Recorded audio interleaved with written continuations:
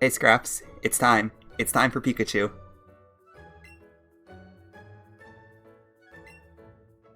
I've hit the grand finale here, I think. So hopefully Pikachu's going to do well. I have some doubts, but not too many. This run is likely going to fight a couple extra trainers just to make it a little bit easier. The Pikachu Candy trainers, that is. But other than that, I think this is going to look pretty much like a standard run with a few more double fights, but Starter Pikachu is pretty good, stat-wise, I think. Especially after some candies. The candies are going to help a lot.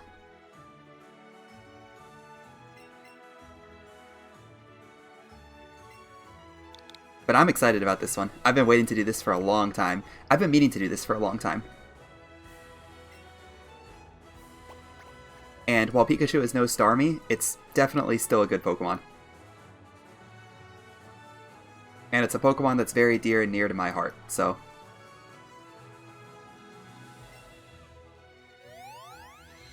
let's hopefully get a good one right here. I did not calc for minus natures at all on either defense or special defense, so hopefully we just don't get that. Although honestly I don't want minus speed either, so I don't know what minus nature is the worst here. They're all kind of scary.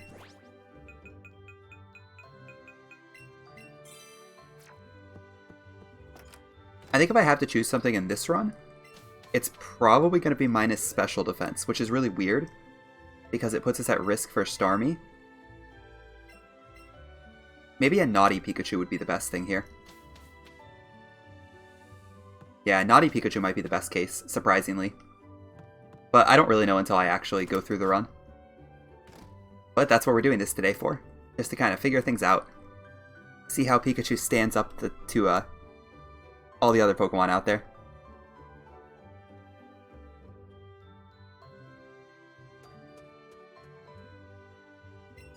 Yeah, I don't think I want to work with minus speed, because I want to make sure that I outspeed Giovanni's Dugtrio way down the line. We may find out that minus speed is okay here, and that I still would outspeed Giovanni's Dugtrio, but I don't think so, I think we'll probably reset if we don't get if we get minus speed. So we have 3 bad minus natures in this run.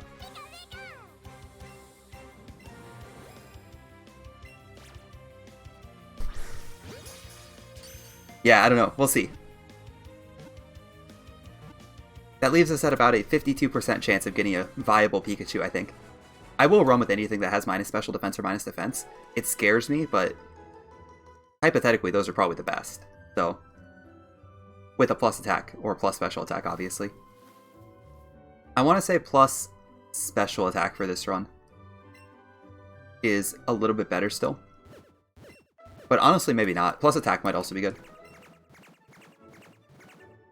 Since I'm going to be using Dig a little bit more than a standard run. I have not routed Dig out. I think Dig is a pretty useful move for a while. Although it won't be in our final moveset. Since we want to have Floaty Fall down the line.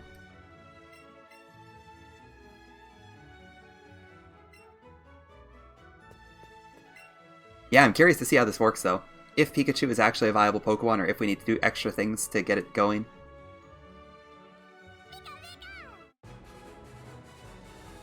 I have high hopes for this one, though. I'm more confident in Pikachu than I was in Hitmonchan. That is for sure. And Hitmonchan turned out fine, so I'm sure Pikachu will be the same way.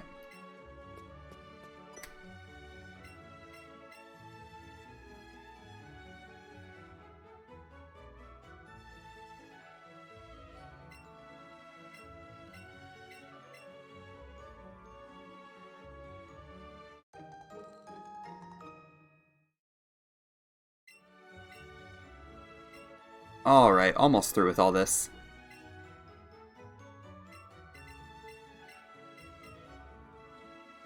I hope Sword and Shield has a faster intro than this game.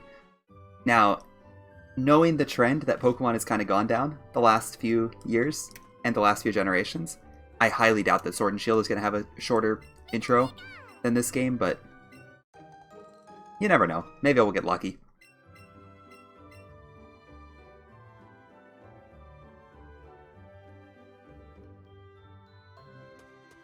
Yeah, please no no more Gen 7 intro.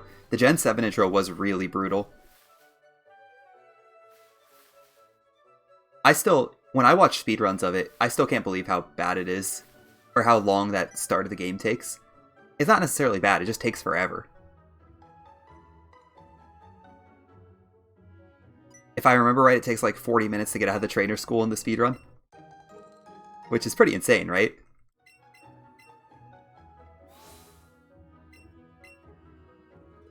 Gen 7 is one of those games I have not replayed yet at all.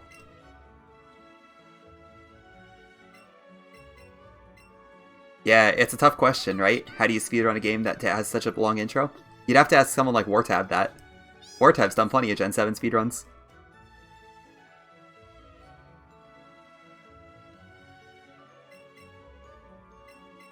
I think once you get a certain distance in, it's probably not that bad. I think it is an interesting run, from what I've seen of it. It's just the beginning takes a while.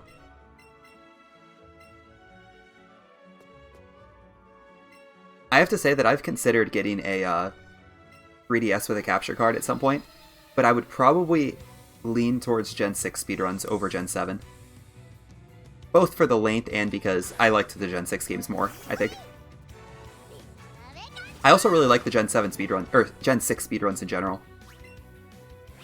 Both the Omega Ruby Alpha Sapphire runs and the X and Y runs are really appealing to me. I like them both a lot. And yeah, I liked X and Y as a game a lot too. Alright, plus special attack on this Pikachu. So there's a decent chance we'll run this. I may be willing to run quiet. I know I said I wasn't going to. But I also don't want to reset forever. I don't want to reset a minus or a plus special attack either, since plus special attack is really good.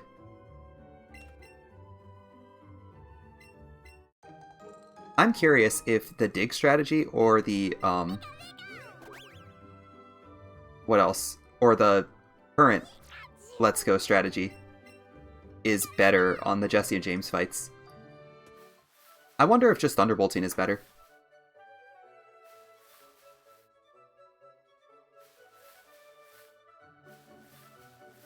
I am going to use Zippy Zap, Thunderbolt, Dig, and Double Kick for the start of the game. Then Splishy Splash is going to go over Double Kick, and then once I get to Erica later on, I'm going to replace Dig with Floaty Fall. And we're going to keep that for the remainder of the game. Floaty Fall, Splishy Splash, Zippy Zap, and Thunderbolt. That's the plan, at least right now.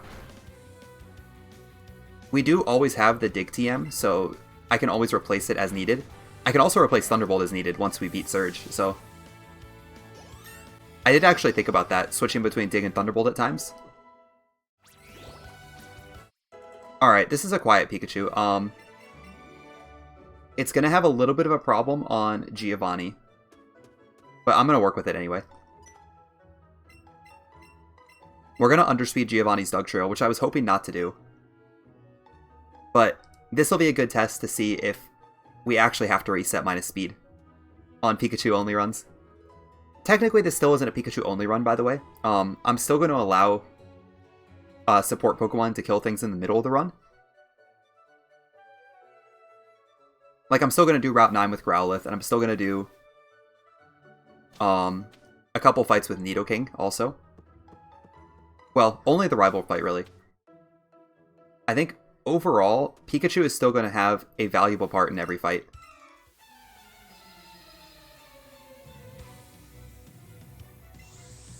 I'll make sure Pikachu puts some damage in at least every fight. Really, the important thing is the late game. Pikachu will do everything in the late game, so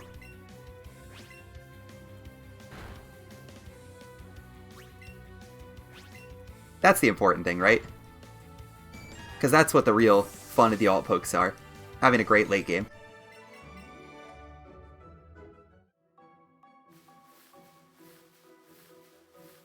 Anyway, yeah, I'm thinking that Thunderbolt might actually be better in the mid game. But I am not currently routing the X items for it, so maybe I won't do that. I'll probably just still use Dig. Dig is safe too. Pikachu doesn't take very many hits when it's underground. Obviously.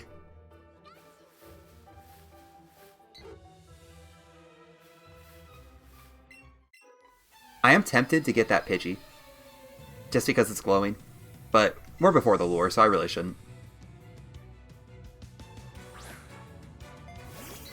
I haven't been sure what to do with that. I'm still not sure exactly what the best way to do a lot of the fights in the late game is. I think a lot of it's going to actually depend on what stat we have better. Having plus special attack is probably going to be really good too.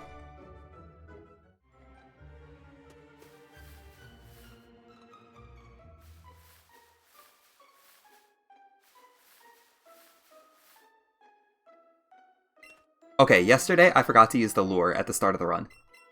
So let's not do that.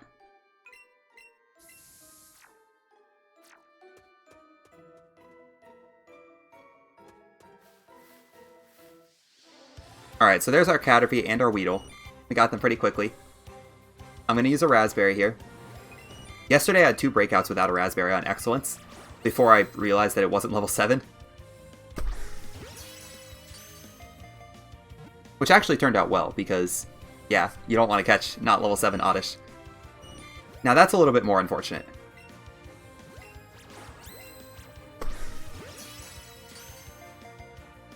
So off to a bit of a shaky start, but our nature is good, so.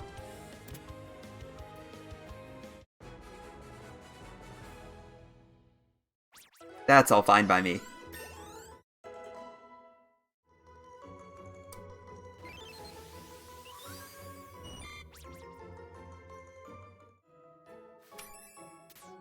Alright, your next Weedle. This should also be level 7, if I was paying attention correctly, which I was.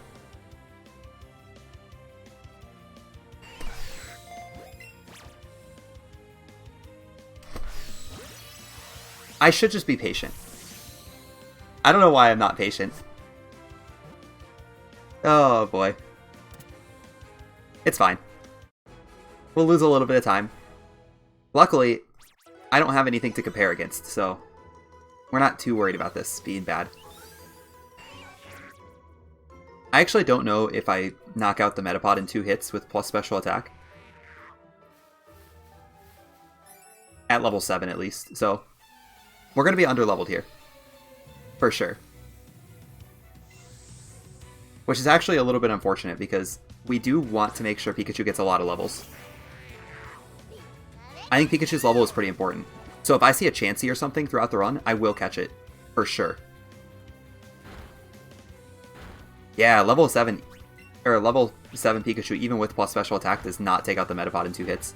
I think I've seen that before, but it's just something to keep in mind. Gotta get that first catch bonus. Especially on the second one. The first one, it's understandable because it broke out of a 1 controller catch, but I do have a feeling this Pikachu is going to have really good special attack, so that Oddish is in the wrong place. I can't go all the way back there for an Oddish. Even if it is glowing.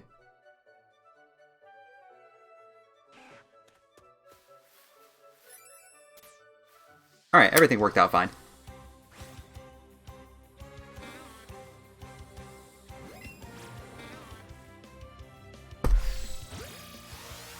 Except that I threw the ball early. Alright, our experience is going to be super low.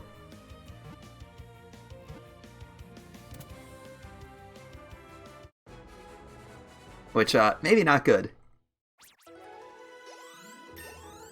But we'll get by.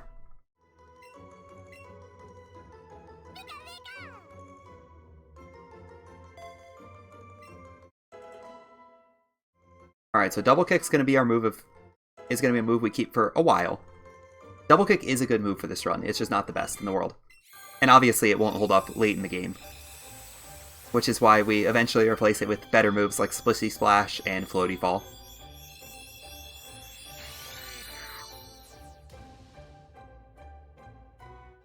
I am a little bit curious if it's a smart idea to rotate moves throughout the run. Like, maybe switching to Dig at the end of the game is actually good for Jolteon. Pikachu doesn't really have a good way to deal with Jolteon, I've noticed. Which is interesting. Well, once Dig is gone, Pikachu doesn't have an interest or a good way to deal with Jolteon. Because obviously Zippy Zap and Floaty Fall and Thunderbolt don't do that much, and Splishy Splash surprisingly doesn't do enough, really. And it can't paralyze it anyway.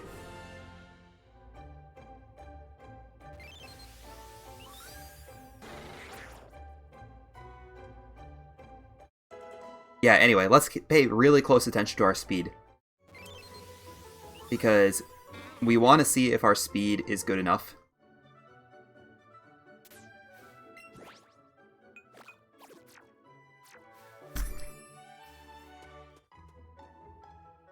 For the Dugtrio, that is. I know I'm probably going to underspeed Aerodactyl later on, and Jolteon and Mega Pidgeot. Those are all Pokemon that Pikachu is naturally slower than, though, so we kind of expect to underspeed those things. I don't know, we'll see what happens.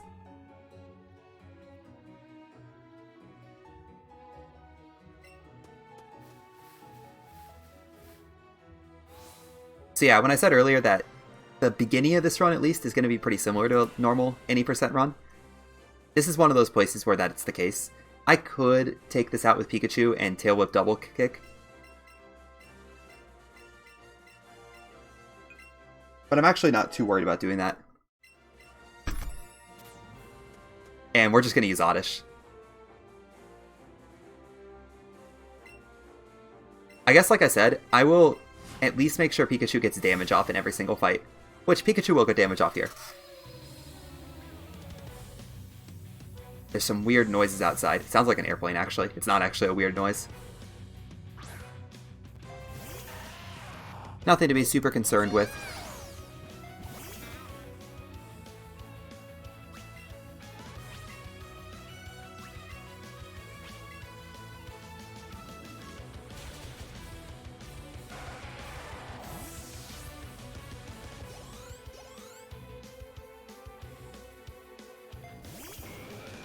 I can feel a sneeze coming on. I don't want to have the mic on when it's coming, but...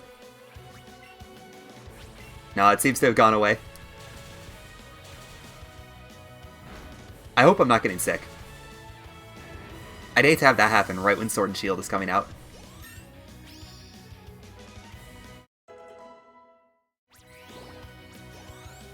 Yeah, our special attack's going to be really good.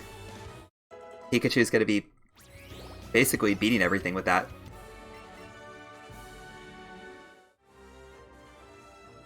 Yeah, Streaming 6 just requires blankets.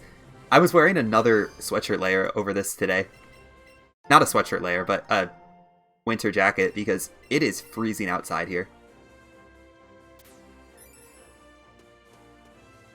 The weather's just been terrible. It's too early in the year, too, for all the weather to be bad. Like, yesterday, I basically couldn't leave my house until about 1.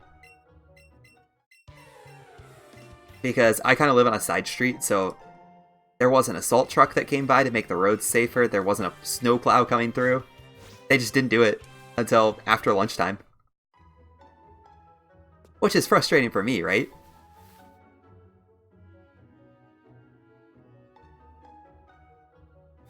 Because usually the snowplows get out in time. And, like, they do have the infrastructure where I live. We get snow all the time.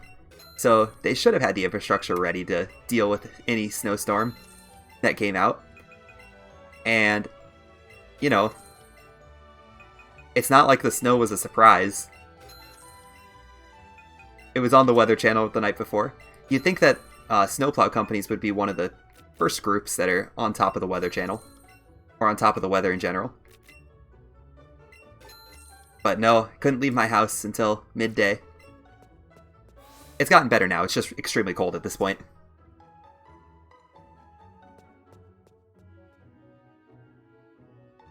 But I am not welcoming the cold at all. I wish it would warm up again. Winter is one of the times of the year that I really wish I still lived in California instead of up in the frigid north. That's true, I do just need more layers. I was wearing a lot of layers today. I've struggled a lot more with the cold in this last year or two than I ever used to. For some reason, I have a lot of trouble with maintaining body temperature. And this isn't a new problem for me too. Like I said, it's something that really just came up in this last year. I don't know what the problem has been.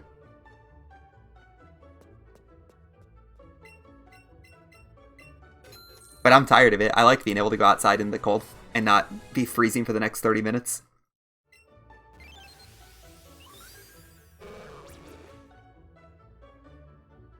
I suppose, though, like you said, that's just what more layers are for.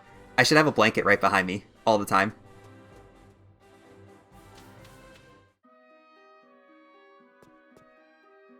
Ooh, that was close. You wear 2 to 3 layers on your legs, 2 on your feet, 4 on the thorax and stomach, and a beanie on the head and a scarf on the neck. I guess that would do it, right? That's enough layers for sure. Sunpaws, you live in the north, right? Somewhere where it gets very cold, I think.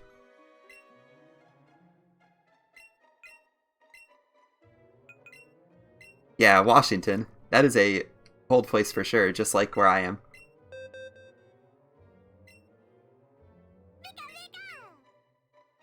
It gets sub-zero during winter. Last year, we had a really weird day here where it hit like minus 30. Which, that was really unusual for us. We don't usually... The weather is bad sometimes, but it's usually not that bitterly cold. Like, we typically stay around 0 at the minimum. But yeah, for whatever reason, we had a couple days last year that were just brutal.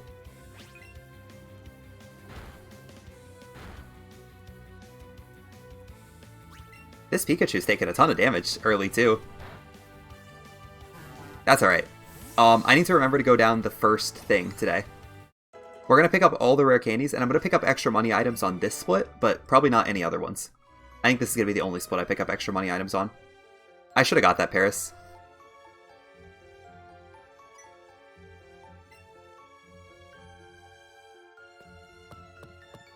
Yeah, that Paris would have been smart to grab.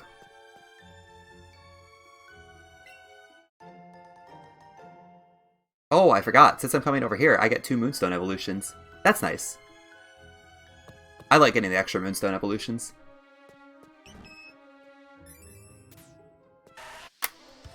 Hello, glowing Clefairy. Very nice to see you here.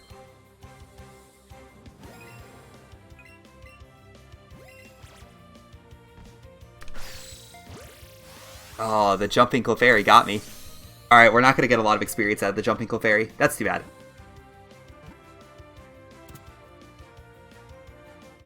Because that's a huge experience mine. If you can get it.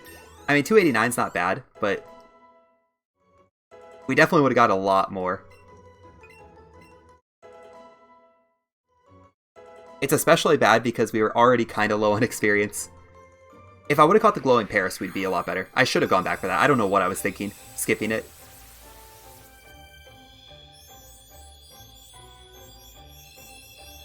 Whatever, nothing we can do about it now. Just gotta keep moving on. Make sure I win the run.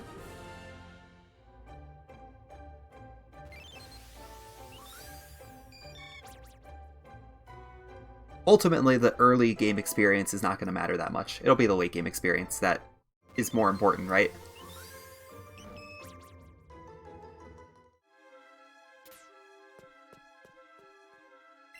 That said, I will try to wait out a glowing Geodude. If I can. I think a glowing Geodude at low level is probably better than a standard Geodude at level 12. I'll get the Paris, but I want a glowing Geodude.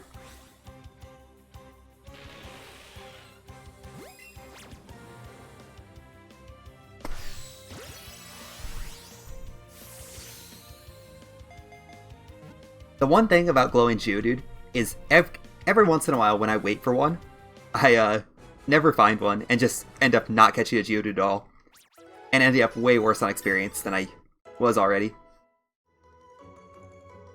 That's not going to happen to us right now, though. We're going to get a nice glowing Geodude. It's going to be extra large.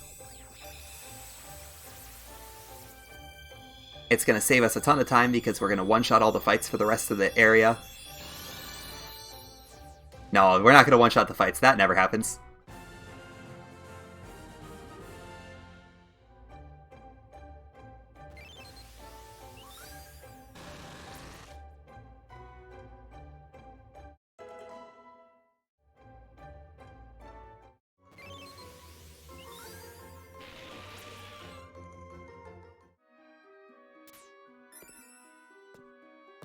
Alright, glowing Geodude, let's go. You're not glowing.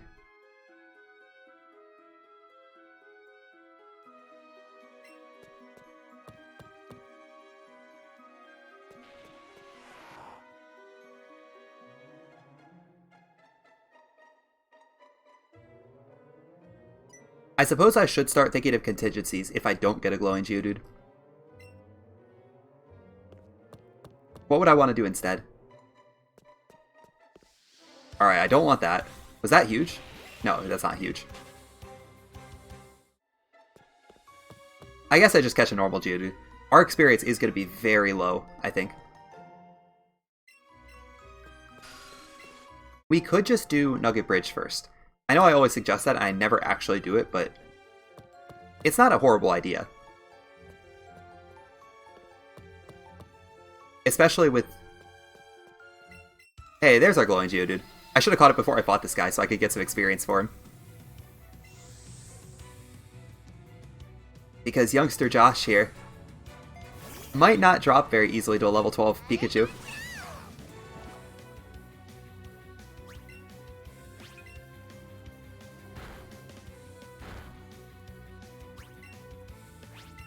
Yeah, youngster Josh doesn't drop very well to level 12 Pikachu.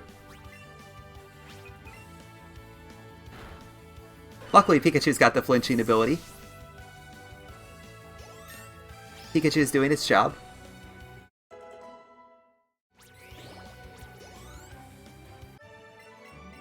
So one thing that I haven't considered too much in this run, that I know is going to be an issue because it's already an issue in actual any percent runs, is turnarounds are going to be pretty brutal, I think.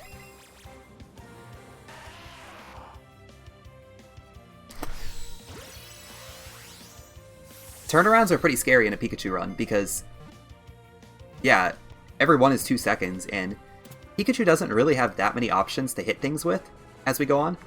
And more importantly, a lot of Pikachu's not super effective options don't kill things. Like, Pikachu needs super effective attacks for so many Pokemon. It's a little bit intimidating, really.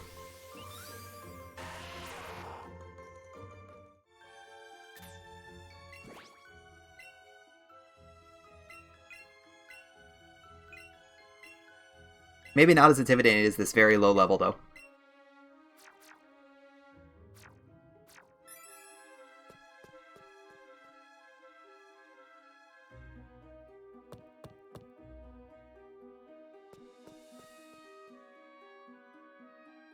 Alright, so what I would love to see now is a Chansey.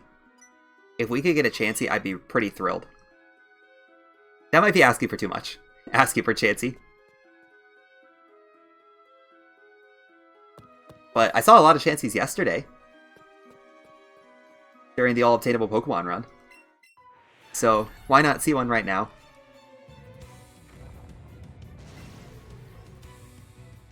Clefable would also be acceptable. I would take a Clefable over a Chansey. So, if you're listening, game, I would love either one.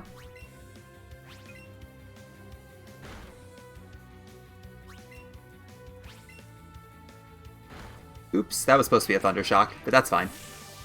Headbutt's technically faster because I don't have to move the cursor, so... I suppose we'll take it.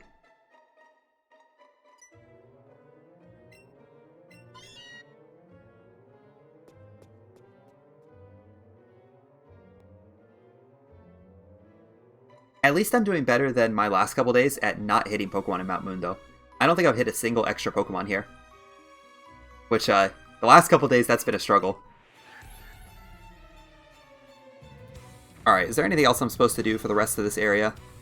No, I don't think so. It's just going to be Route 4, where we have to catch a bunch of extra Pokemon to hit level 15. I may just do Nugget Bridge first.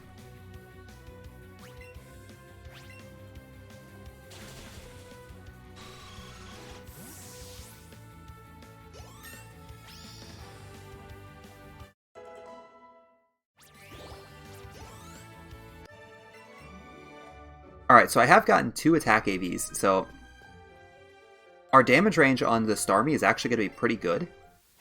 So that's nice. We have a solid chance of knocking it out in one hit.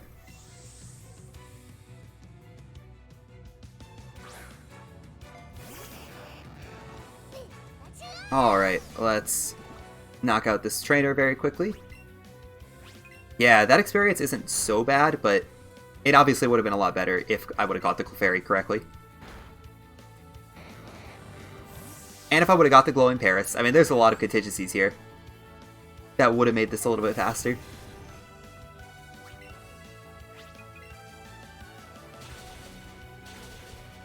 Hey, we got the Magnemite range, though. That's not really guaranteed at level 14, I don't think, but we do have decent attack, so...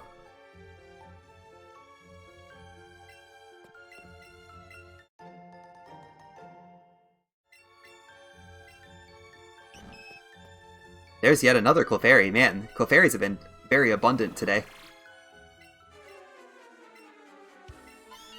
Alright, let me look at my tracker. I'm going to put Nidoqueen on the tracker. I forgot that I get 2 Moonstones in this run. That's a nice addition to our catches.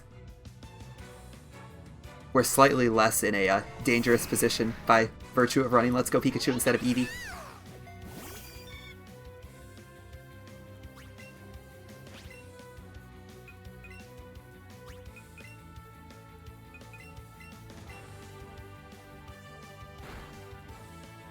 Yeah, that would have killed at level 15, so that's a little unfortunate.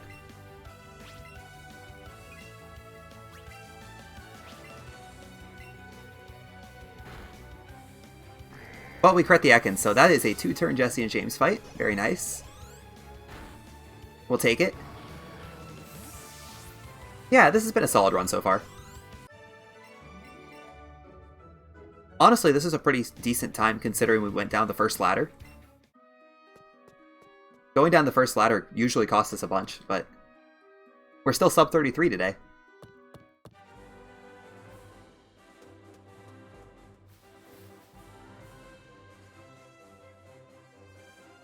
Alright, let's grab ourselves a PP up.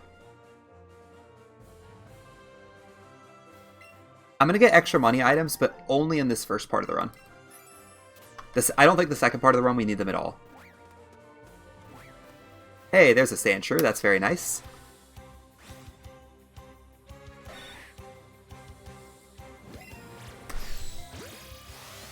Oh, and that throw was actually too fast. Got a great instead of an excellent. Hopefully that doesn't cost us here. Alright, are we gonna get enough experience? Oh yeah, we're fine. Perfect Sandshrew catch. It was as good as we needed it to be.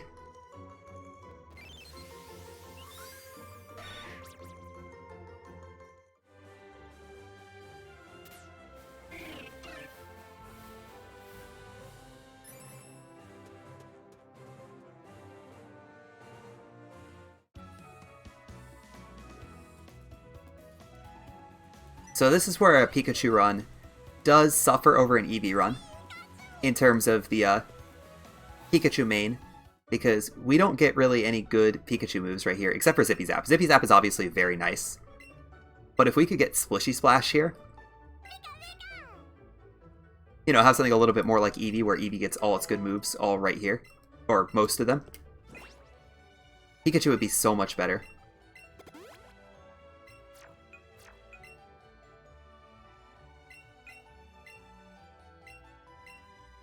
I guess that applies to any percent runs too, as well as Pikachu main runs, because Splishy Splash would be very good for Pikachu main.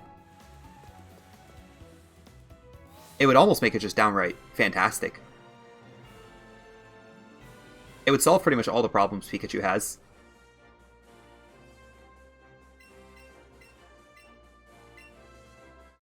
But obviously Pikachu does not get that option, so we shouldn't worry about it too much. It gets Splishy Splash before Blaine, and that's all that really matters.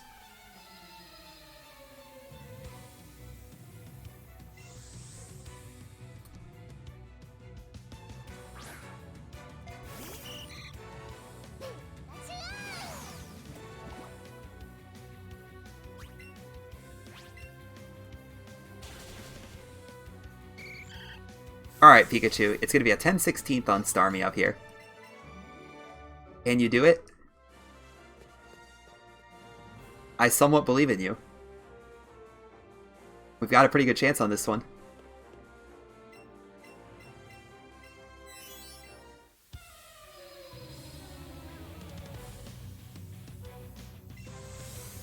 Oh, I just remembered. I'm supposed to throw money in the fountain up here. I forgot that that's something you can do in these runs to increase Pikachu's happiness.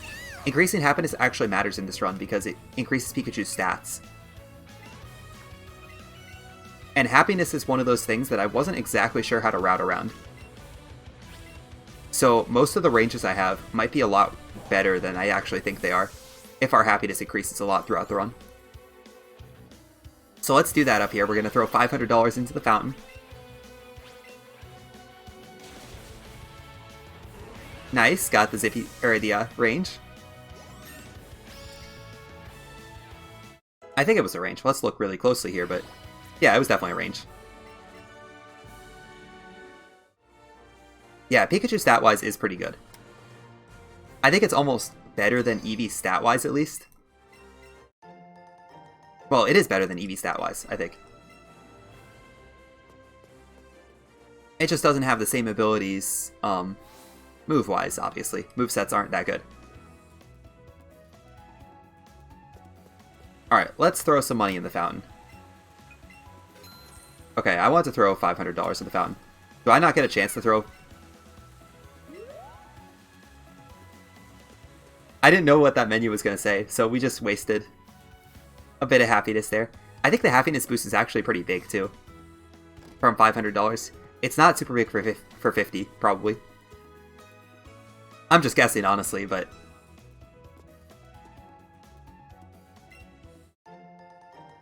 That's alright, we're cheapskates.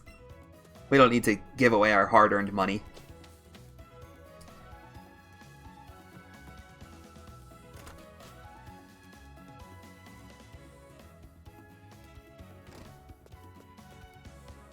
One other thing that I should consider that I haven't been doing in any of my alt poke runs is potentially, if we think the Pikachu's are going to have trouble, I should just get an extra rare Candy in Silphco, because there is one on the 10th floor that I never get, pretty much. I just remember that existed after the all-obtainable run yesterday, so that is an option for us. And it's not even potentially a bad option. It's probably a good option. So maybe I should dedicate some time to that. Oh, the poison powder. That's been hitting me a lot the last couple days. I think yesterday I got poisoned on this fight too.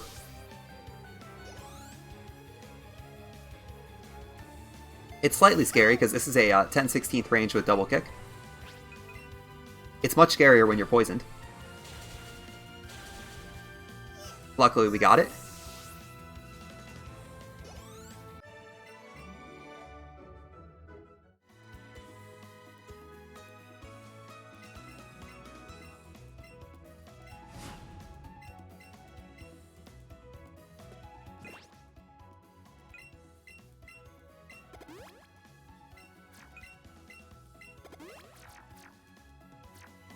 Alright, let's hope for not too much more of that throughout the rest of this run. Still 2 more fights on this area alone that could poison us. So, yeah, let's avoid it. I've been getting poisoned a lot lately. I'm ready for it to stop.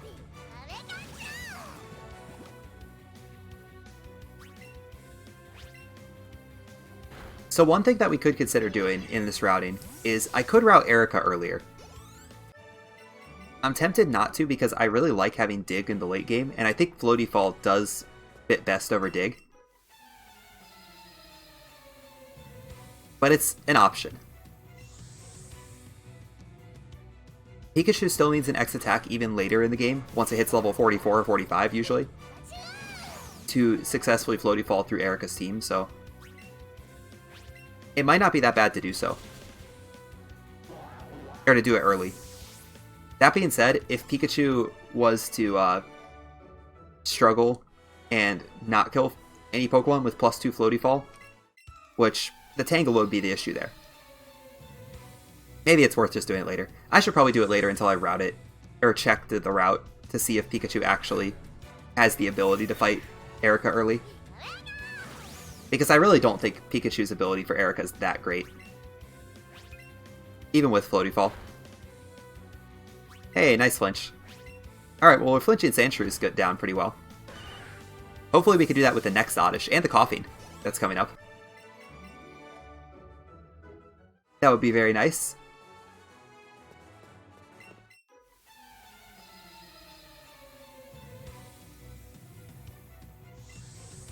Anyway, for now things are going pretty well.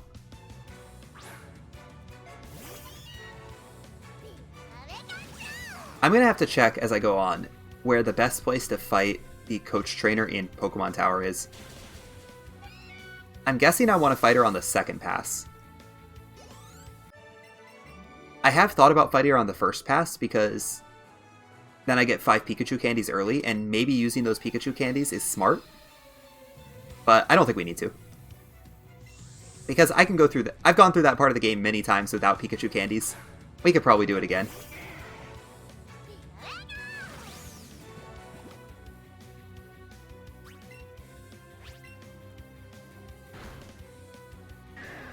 I should also more seriously consider some of the high experience Pokemon that I don't usually catch. Things like glowing Nidorinos or glowing Raticates or something. They might be worth the time. And the difficulty. In this run, just to get Pikachu's level up a bit. Right now my expectation is we end up around level 51 or 52. But I would like to be a little bit higher if I could. Maybe 53 or 54. I don't think we're going to get much higher than that.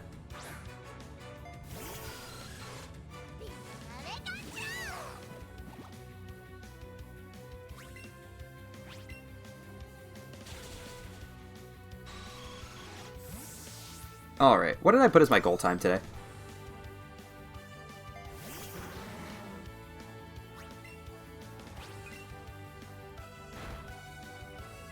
I'm curious about that, because most of my goal times have been pretty conservative lately.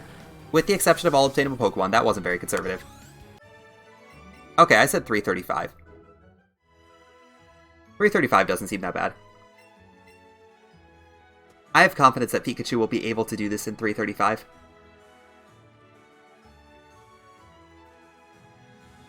It'll be like the Hitmonchan run, but a little bit faster. Most likely. Because I don't have to do the dojo.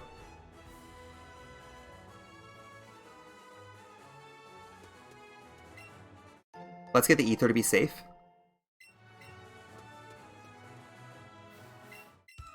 Always smart to play your PP conservatively on the first run of a category. Since we don't really know what we're going to need. I don't think I'm going to need a lot of PP saving, but you never know.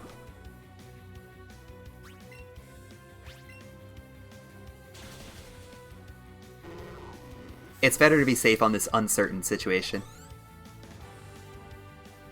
Alright, I'm going to Zippy Zap. Well, no, what was I going to say? I'm going to pick up all the money items in the underground up here. I think the money items are worth the time.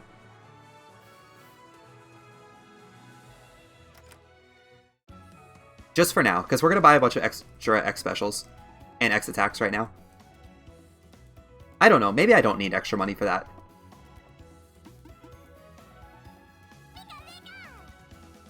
It'll look a little, it'll look like I'm obviously wrong if I end up having enough money for like 50 Great Balls, but I'll buy some extra super potions. Let's do that.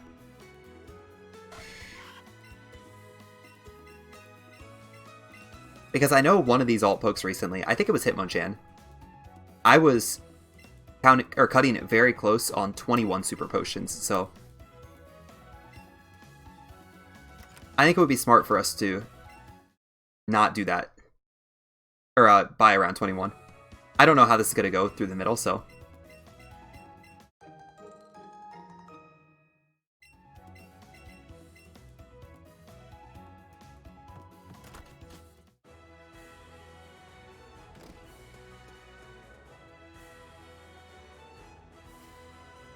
I am going to try to do Elite Four with with no 2-controller. I don't think 2-controller is optimal on Elite Four here. Even though Pikachu has some serious weaknesses to a couple of the Pokemon. Like, Arbok's Poison Jab is going to be scary. Maybe not that scary. Mega Pidgeot's Heat Wave probably does around 40 to 50%. The Onix has Earthquake, which is terrifying. I'm still not even sure if I want to set up 1x special, or 1x defense, or 2x defenses on that fight. It might be 2. I think Earthquake does around 50 to 60%, which isn't actually that bad, but obviously that's still a lot.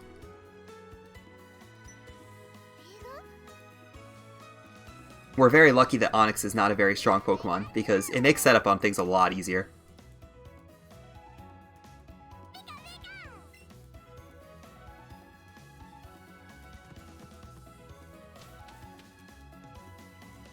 Alright, 46-41, not bad. We've done a lot of out-of-the-way stuff, so I'll take it. I'm going to fight that Rocket later, on the way back, I think, by the way. Just to give us a much better range against him. I know I could fight him now, and it probably might be better to fight him now, but it's too late, I've already moved on.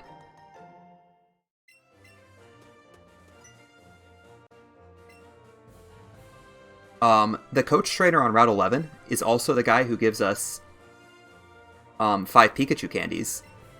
However, we are not going to fight him now because he has a Rattata that has a ton of HP AVs. So it's actually extremely bulky for this portion of the game. So I'm not going to fight that guy until after we come back to Lieutenant Surge late in the game. I am going to fight him though. I want the Pikachu candies. Hey Val, thank you for the raid.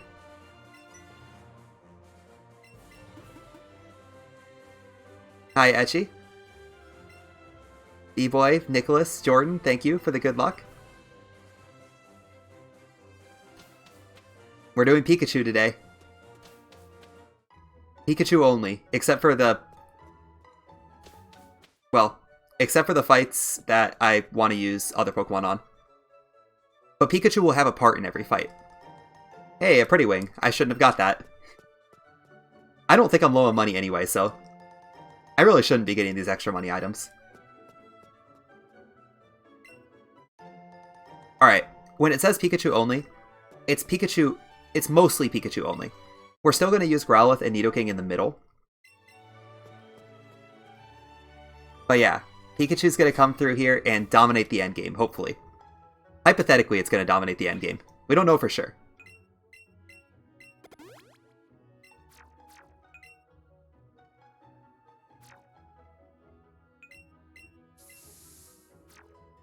I always mess up this menu when I have extra items in it. That menu is so strange and difficult with extra items. I want that glowy Pidgeotto also. But ideally it comes after something else. We want to give Pikachu as much experience as possible, so I will take these Pokemon for sure. I want to make sure I get the glowy Pidgeotto though, that's the most important one.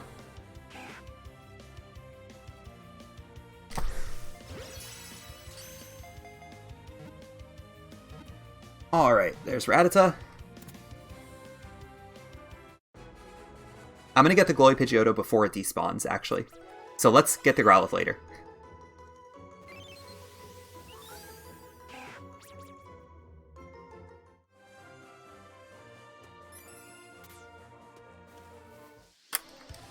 There we go. A little bit strange on the whatever that was, the Joy-Con, but...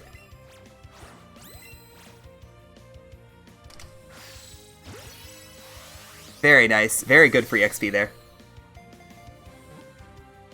Yeah, that one should get us a lot. That was a sick catch, thank you. That looks a lot better than my catches yesterday when I was doing all obtainable Pokemon. By the end, all my catches were just way off. I think like 5 hours into all obtainable Pokemon, I wasn't hitting any of the sideways catches. Part of it's that I was tired, but... Well, most of it's that I was tired.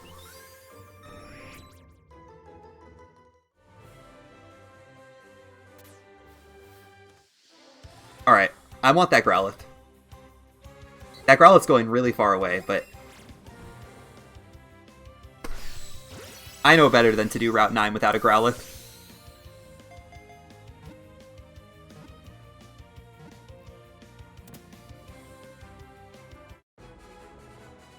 Alright, anyway, this is going well. Pikachu is level 20 now. I fixed my level problem.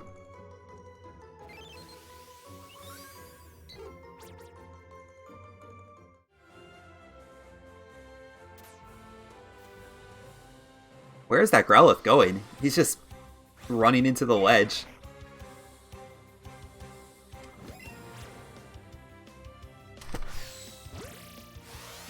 Alright, no experience on that one.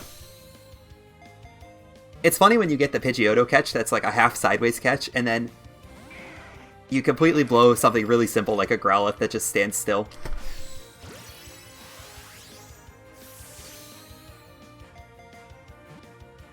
That's alright, it's not a good run if I don't have at least one really bad catch.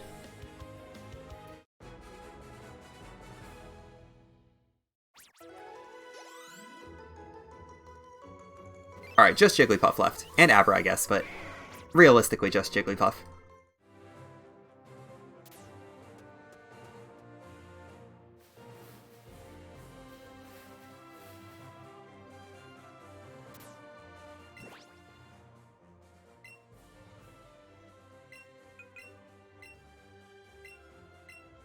Let's not accidentally evolve Pidgey and have to cancel its evolution either. I've made that mistake before. I've caught a glowing Pidgeotto, then Pidgey, and then accidentally got enough experience to evolve Pidgey. It's actually very annoying when it happens, because you have to cancel an evolution in the middle of the run. And then you just know you made mistakes. And your decision making wasn't very good. Anyway, I guess we're getting early Thunderbolt.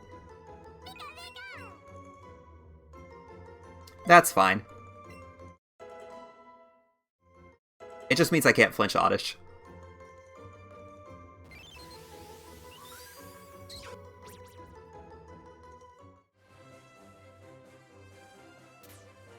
Alright, Abra? Nope. No Abra.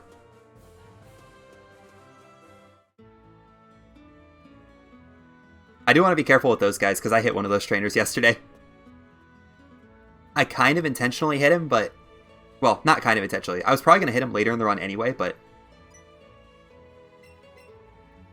Still never great to hit those guys.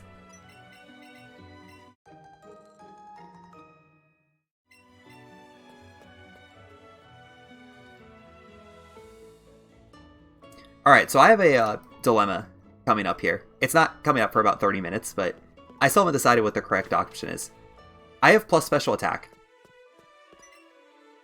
So, I'm trying to decide if I should use that on the Jesse and James fights later, or if I should just use the much safer Dig that doesn't get hit very often, probably won't get poisoned, but it does take 4 turns guaranteed, whereas Thunderbolt probably will take 3 turns. So I think I am going to Thunderbolt. I'm going to go away from my Dig plan.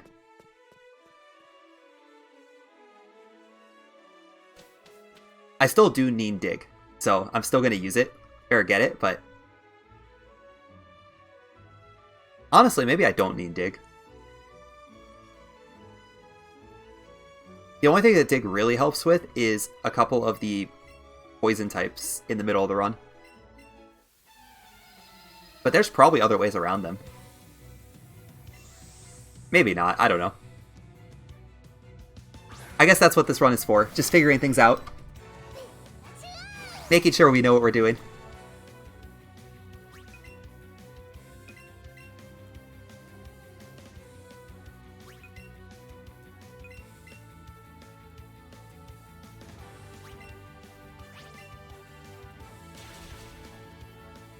Alright, so I also have to check in the future. Maybe I should have Zippy Zapped that Pidgeotto and set up on Eevee to avoid Sand Attack. Might have been better. I don't know. The problem is I don't really know where my attack is, and I don't think it's that great. That being said, that looks pretty good. That was a lot of damage.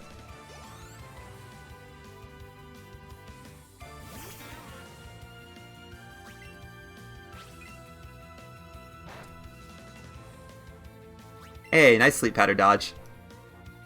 So I dodged one of the 2 status moves from Oddish in this run. 50-50 is pretty good.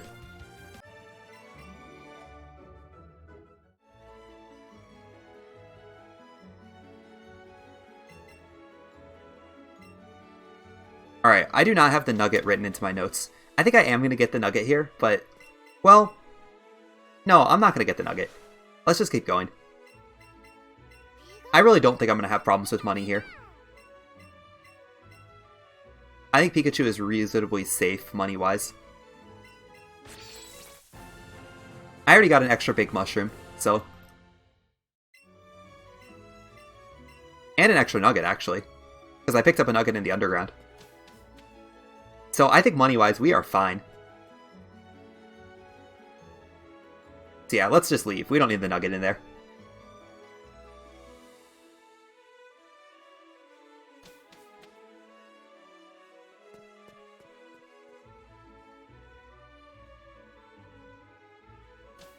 Alright, so the next few splits should be pretty straightforward Pikachu splits. I don't think anything weird's going to happen on these. I think they're just going to be catch the Pokemon you need and fight the fights as I normally do. Use Growlithe as appropriate on the next 2 fights. Hope that Growlithe has good stats. And then move back onto Pikachu only. Alright, let's get my notes kind of in the right place here.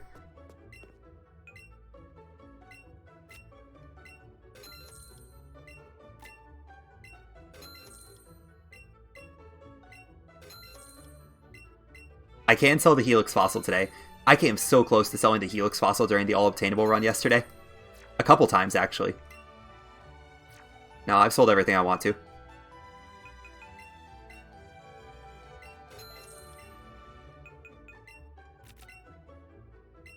And I think 21 X Specials is the way to go here. I only had 20 or 11 into the route, but let's just be safe. It doesn't look like I'm in trouble on money at all, so...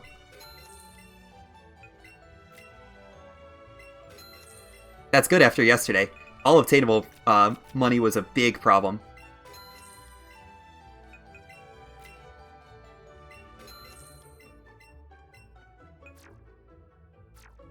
Alright, so looking at that, maybe the Nugget would have been a good idea, but it's fine. It shouldn't be that big of a deal.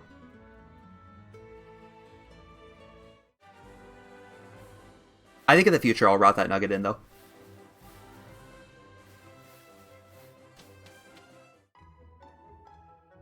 In fact, maybe I should just write that in my notes. Yeah, just right here. Get Nugget.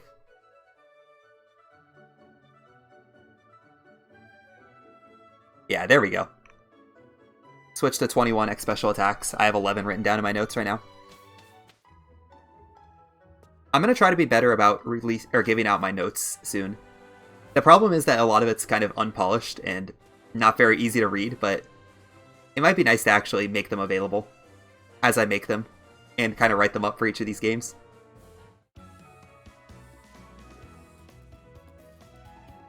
Especially for things like alt pokes, which really haven't been routed that much.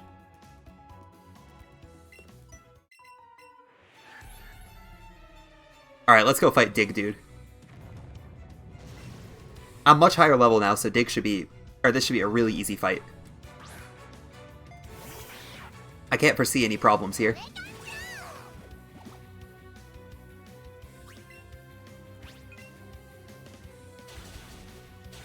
Oh yeah, no problem at all. Raticate just drops the double kick. Alright, give me that TM, buddy.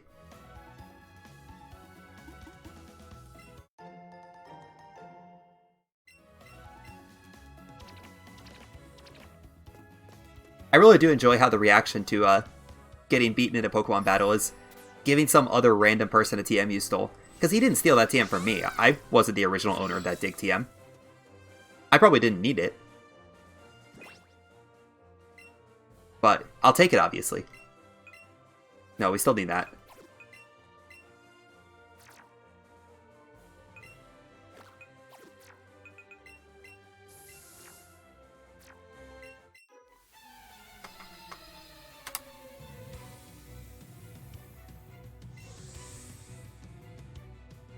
Alright, so yesterday Growlithe could not knock out either the Gloom or the Sandshrew, which is a bit scary. Let's hope that doesn't happen to me today.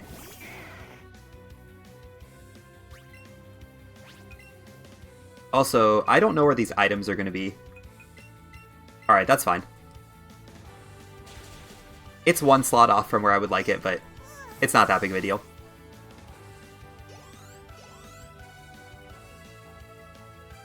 And this is the moment of truth. How is Growlithe going to be?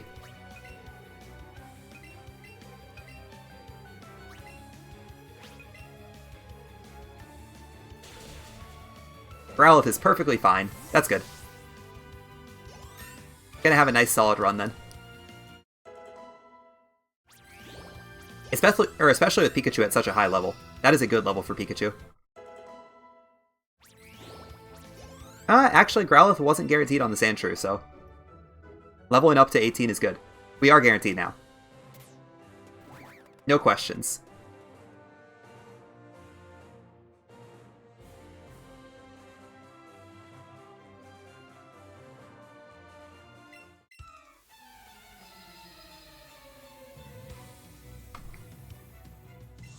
Yeah, I could definitely feel myself getting sick, slowly but surely, though. I'm kind of already losing my voice at this point.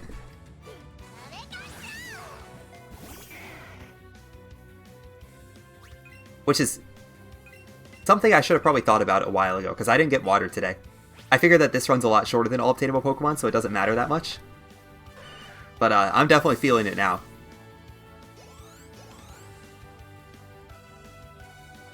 Speaking of all obtainable Pokemon, I've thought about rerouting just a small part of that. I think I want to do the Scyther catch earlier.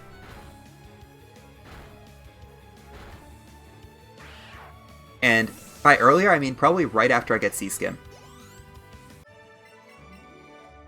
While that's not technically optimal, and it's definitely not optimal, I kind of like not having a 1% catch 4.5 hours into the run.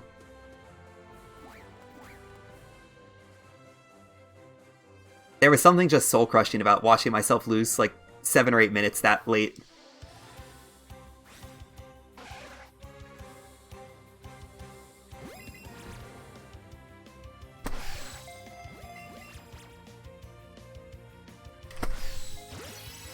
It wouldn't be me running Let's Go Pikachu alt poke categories if I didn't mess up at least one catch on a Nidoran.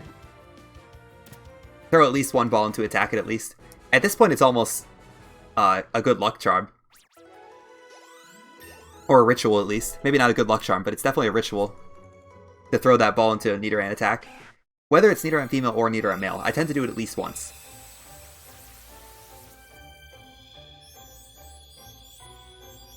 Anyway, 3 more Pokemon here. 3 more Pokemon and I'll stay ahead of my Pokemon count by quite a bit, which is good.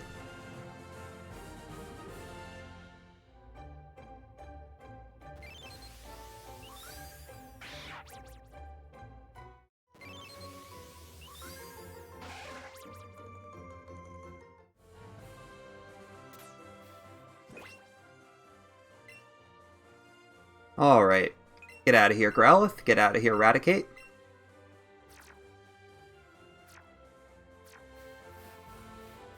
There's a Spearow. Alright, just need our male and Krabby. I'll leave without Krabby, so I don't care if I get Krabby or not.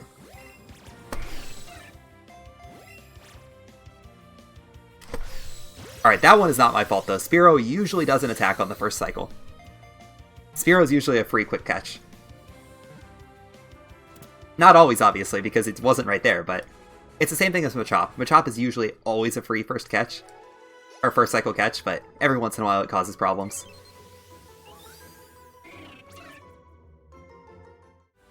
Okay, Nidoran male, let's go. Okay, you're the wrong Pokemon. There's a Krabby, alright. So this presents us with an interesting situation. I could catch the Nidorino and just use Nidoqueen for a while. That's not actually that bad to do.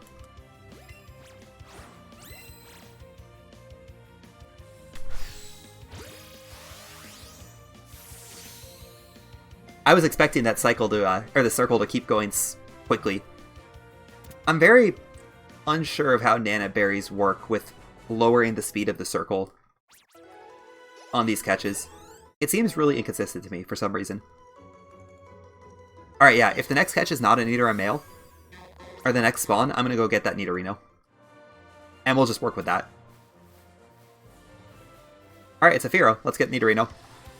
This is fine. It's a little bit hard to catch, but it's acceptable.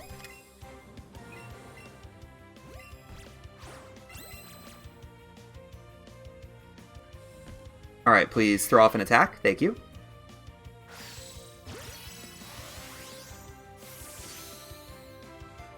That works for me. Nice. Alright, we are in the clear with this area. We are done.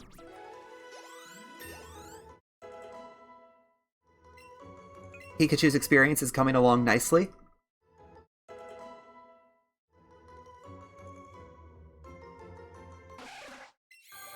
But yeah, most importantly, I'm ahead on catches. Well, not ahead, but I'm in a good spot on catches. I think I'm also going to do double Moonstone right now, too. This seems like a good time to do it. I do want to check for a Nidoran male catch once again. Because if there is a Nidoran male, I will catch it, but... if not, we could just Moonstone and manipulate the party and move on.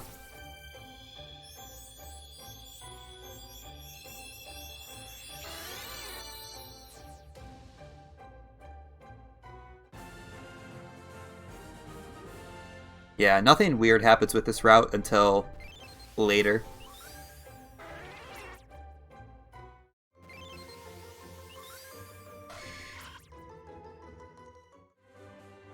So I think for now I'm gonna just keep things pretty straightforward.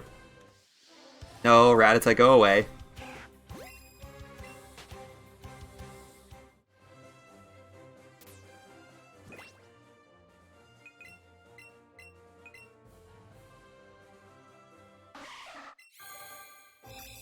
Alright, one Moonstone down.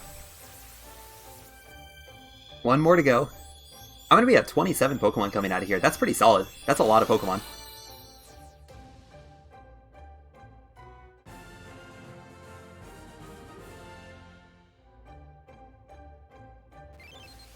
That's actually a ton of Pokemon for this point in the game.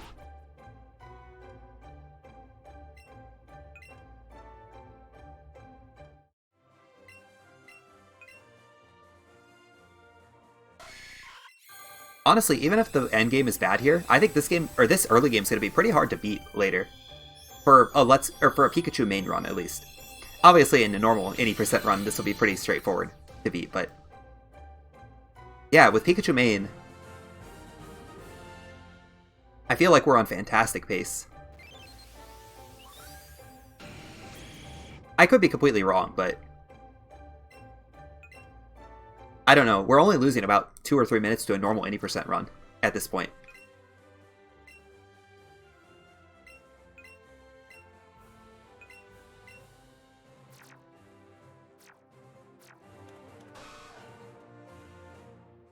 Alright, I'll catch that.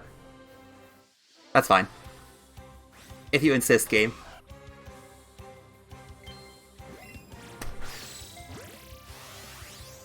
I don't know why I bothered if I was going to throw the ball like that, though. That's as bad as throwing it into an attack. Throwing like that. Still got it, but kind of wasted the glowiness of it.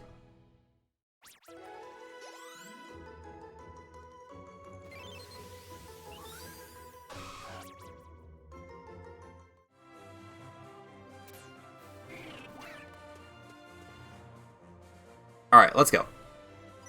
Finally, time to move on with this. But I'm at 28 Pokemon, so we are not going to have any issue at all.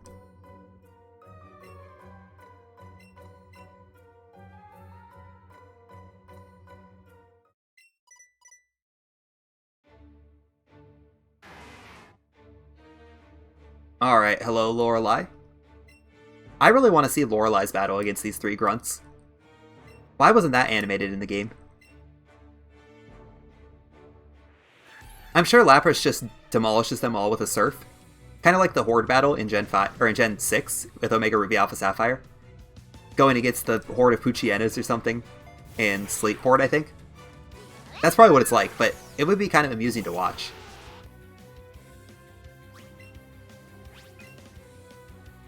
I'm guessing it would go for Blizzard because that's what that Lapras has.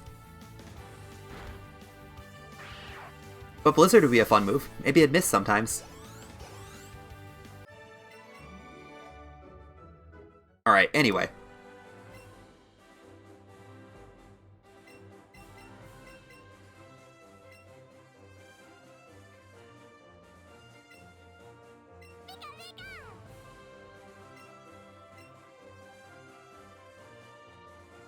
Let's continue on with the main part of the run.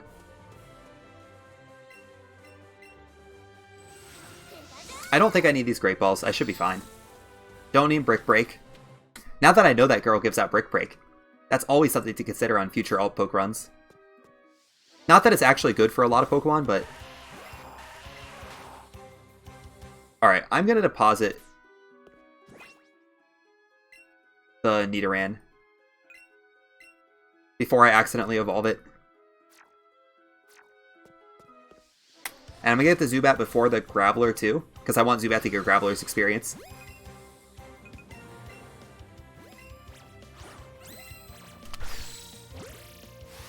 That was really close. I almost got the Great there.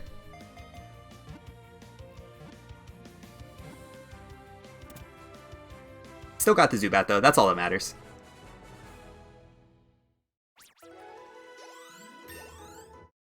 I think I'm also going to say no to Charmander no matter what. I don't think Charmander is worth our time at this point.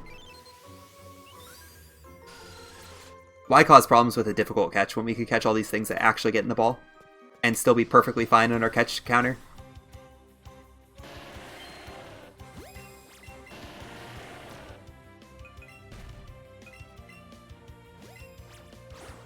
That was a little bit sloppy. I still caught it basically as fast as I could.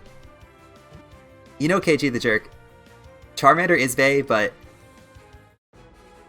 Charmander also doesn't like getting in Pokeballs, so that's the more important detail here.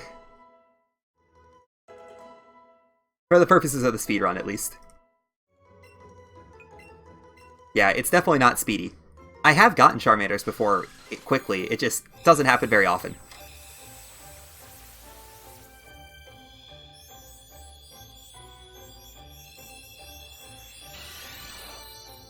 It's fine, Charmander's a good Pokemon. Maybe one day I'll do a Charizard main. Charizard main might be fun. I don't really know what options Charmander has. It would also be slightly frustrating to get through this part of the run, because you have to get a Charmander to spawn pretty quickly. Otherwise, it's gonna be rough. I imagine there's a lot of runs where Charmander main would just die in Rock Tunnel very quickly. Which would make it inconsistent, but if I'm ever willing to go for that grind where, yeah, it'd be frustrating, for sure. If I'm ever willing to go for that grind where I go through an hour of the run and then hope I get a rare spawn, Charmander would be the Pokemon to do it with. Either Charmander or Kangaskhan. Kangaskhan might also be fun, but that's a 1%er, so. I tend to see more Charmanders than Kangaskhan's here. Hey, Rhyhorn. That's nice.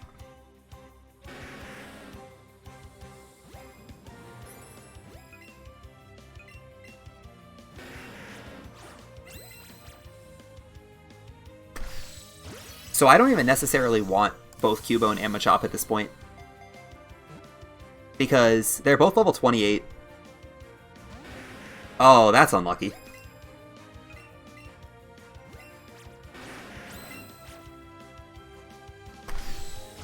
%1 encounters are very low. Yesterday, I did an all-obtainable Pokemon speedrun, and there are, I believe, 4 or 5 1% encounters that you have to get throughout the run, and those are always the places where you have to wait a long time. They happen all over the run, too. Like, I was about 15 minutes ahead of my PB until I had to go catch Scyther about 4.5 hours in, and I lost about 10 minutes to it.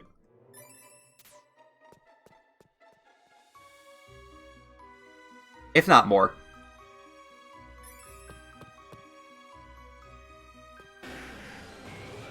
I should be riding Rhyhorn. I don't know why I'm not.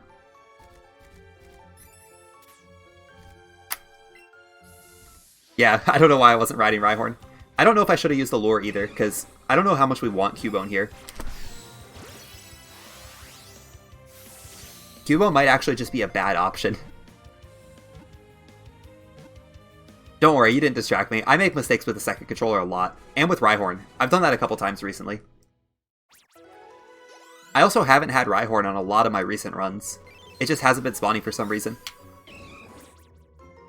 So I've lost my muscle memory for getting on Rhyhorn. Oh, get out of the way, Zubat. I could have handled that better. I should have just gone underneath it.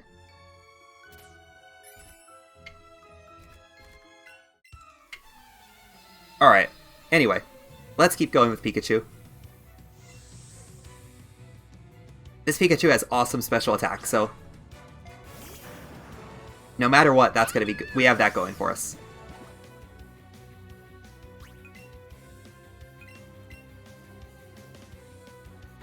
I did find another Rhyhorn, despite the fact that I'm pretty sure they don't exist. I'm starting to believe again. This Pikachu special attack is insane. So is my experience and my catch count right now.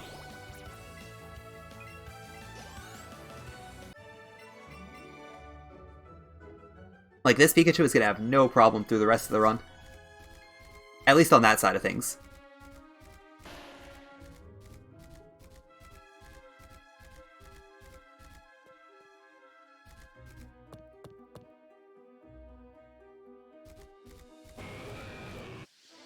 Darn. I don't need this experience, so we're just going to run.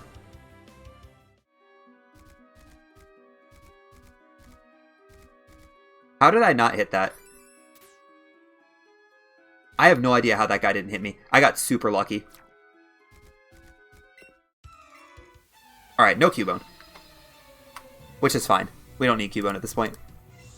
We're way ahead on our catches, so... Yeah, that was really weird that that hiker didn't hit me. That should have hit me. We got really lucky. It must have just been looking at Rhyhorn's nose or something. This run has been going pretty well. Our catch count's really high for this point in the run. And Pikachu's level's pretty solid too. I'm level 27. I haven't made any serious mistakes yet, so... I've made minor mistakes, but that happens on almost every run. Yeah, exactly. We'd rather be lucky or good. It's on Pikachu main world record pace, because as far as I know, there hasn't been a Pikachu run. It's not on, like, normal world record pace, no.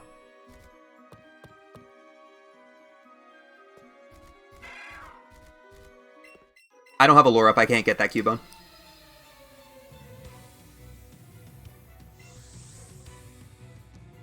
But yeah, it's not on world record pace. That died immediately because I got an extra rare candies, I've gotten extra money items. I went down this first ladder in Mount Moon. Okay, let's use our X attack. So this will never be on world record pace. So we don't have to worry about losing a good run. This is a quiet Pikachu. It's a really good Pikachu.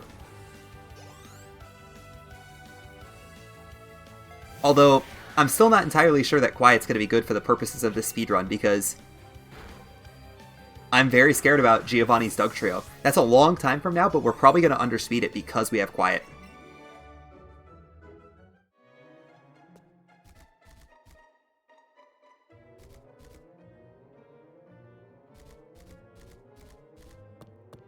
But like I said, we'll worry about that in about an hour and a half, so... Probably closer to 2 hours, even.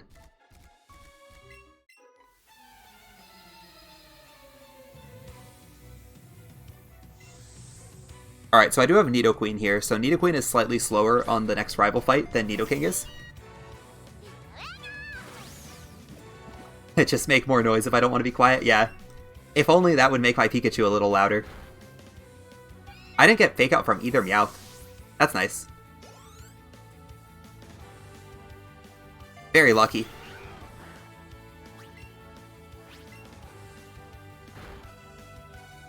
Yeah, it's worth a try, right? Just get a little louder. I keep hearing things outside. There must be something in my yard right now. Just outside the window or something.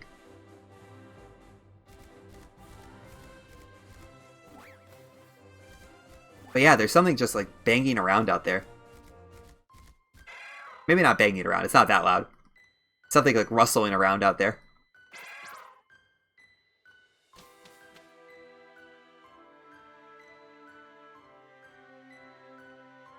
Yeah, Scraps, I'm uncomfortable with this one. I don't know if how I feel going this fast. I like walking at a much more leisurely pace.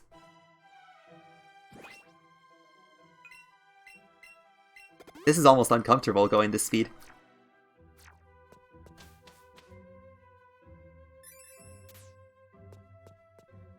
Yeah, this fight's a little unfortunate with Nidoqueen.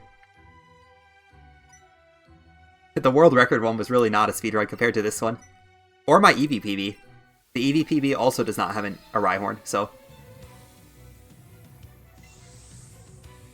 I don't even have to get Arcanine on this run.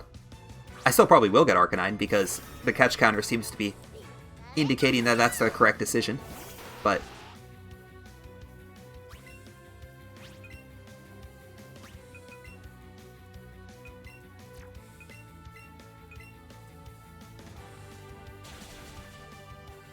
Alright, so Pikachu did something on this fight. That was my main goal, is that Pikachu does something on every fight.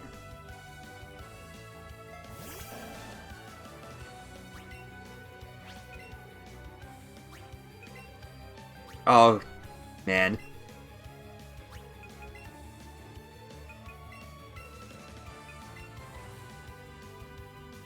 Press the back button.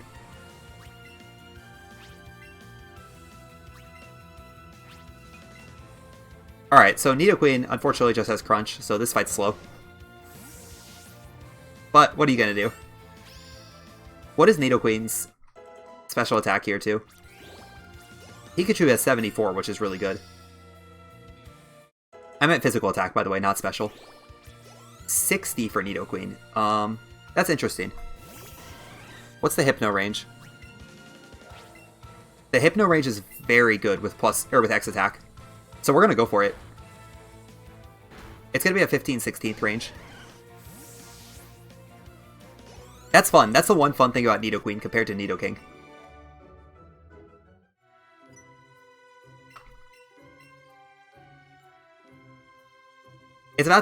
It's the biggest fun thing compared to, or between Nidoqueen and Nidoking, is that we do get that Hypno with X attack. Nidoking has to do that fight in 2 turns.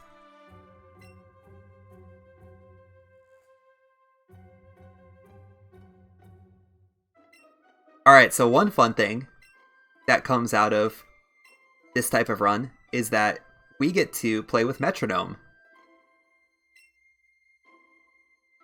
Because we do not knock out this Clefairy in one hit without Nidoking. And honestly, since this is a Pikachu run, we wouldn't be using Nidoking on the Clefairy anyway. That's a Pikachu fight no matter what in this run.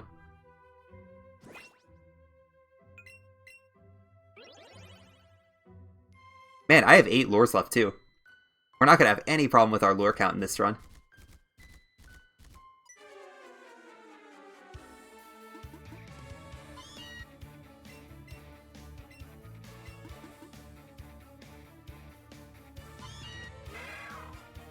Alright, so...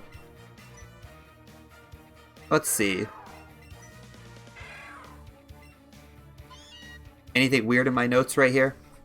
Doesn't look like there's anything weird at the moment.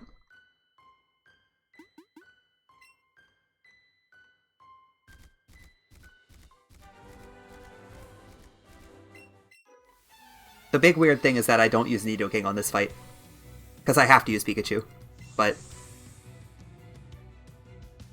yeah, everything else around here is pretty standard.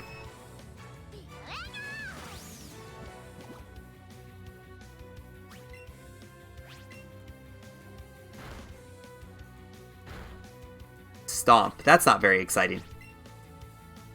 There are definitely better moves to get Metronome. Or to get for Metronome than Stomp.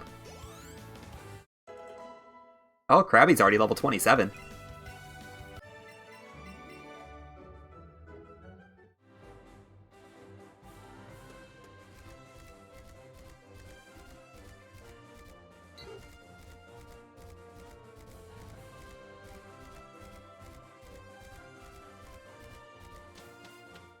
Alright, so... I said no money items, right? Yeah, I think I'm going to stick with that. No money items for the rest of the run. I am still going to get every rare candy, but... we do have to make that Erica decision coming up right about now. I think I'm still going to do Erica later. But there is some very reasonable logic behind doing Erica right now. I don't know exactly what that is, but... I think we could do it. We're just going to do it later. Alright, Abra? No Abra. Alright.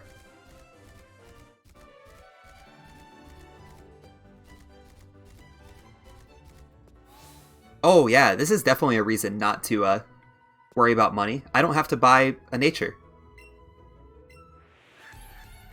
Yeah, because we get Pikachu at the start of the run before the nature guy, so... or that nature girl. The fortune teller, that's what she's called.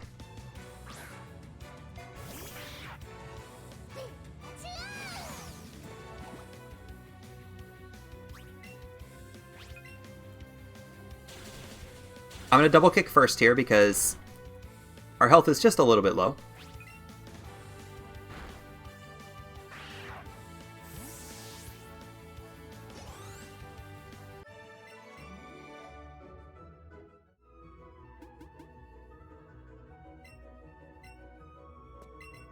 Alright, so like I said, Crunch is a 15/16 range on this next fight. Hopefully we hit it. But either way, I'm going to teach Dig right now. So we're not going to have Tail Whip anymore. So that's going to lock us out of the normal strategy on Hypno.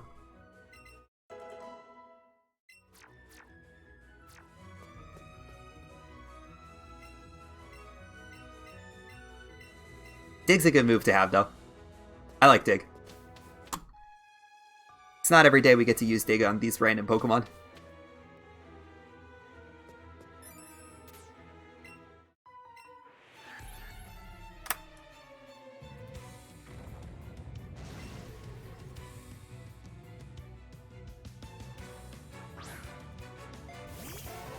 Alright, so X attack Crunch. 15/16. Let's get it, Nidoqueen. Don't mess up.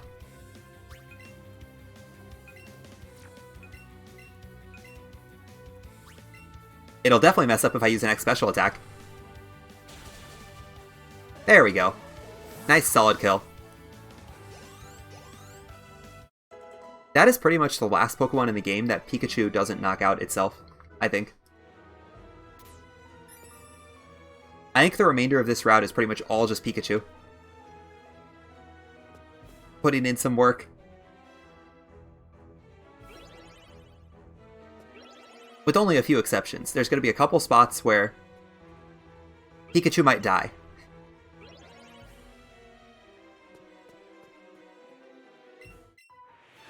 There are a lot of places throughout this run. Well, I mean, special or normal attack, it does make a big difference. I don't want Hypno getting a Psybeam off. Or Hypnosis, either one's annoying. That Hypno barely dies to +2 Crunch from Nidoqueen. Which says more about Nidoqueen than it does about Hypno, but... ooh, that is a close roll. No, you're fine, don't worry. You're not being a pain. Alright, Pikachu, get it. Nice. That's not guaranteed depending on your attack stat, so... It's good that we got it. Oh, don't worry. Half the internet is 95% sarcasm. Most of the internet is 95% sarcasm. That's just how it works around here.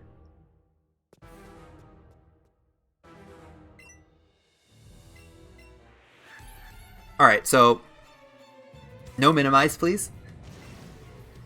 That's all I'm asking for here, is not a single minimize. Or just harden. That's actually the move I want to see.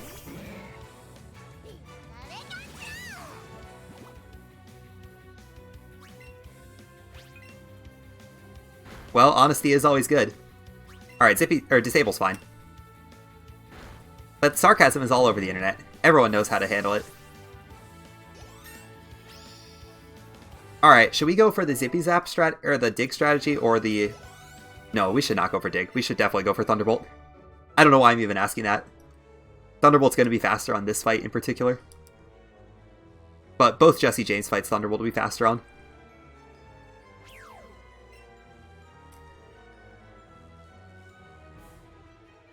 I don't actually know what I'm going to do tomorrow if this run turns out really good, though.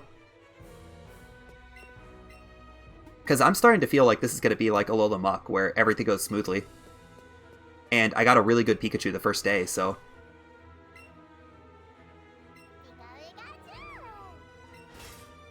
I might need to find something new to fill the stream with on the one day before Sword and Shield's midnight release.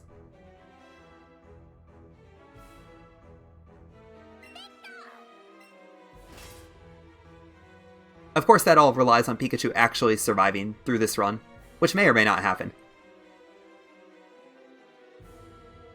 I could die to an Elite Four member. That would definitely cause me to run this again tomorrow.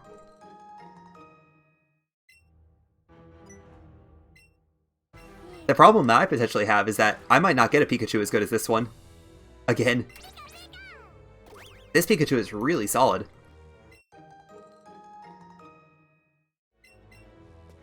And honestly, this early game has been really solid.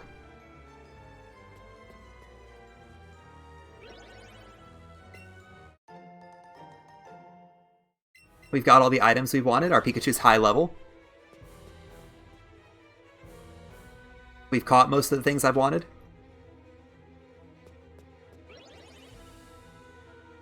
I wonder if there's ever any merit behind Thunder in a Pikachu-only run.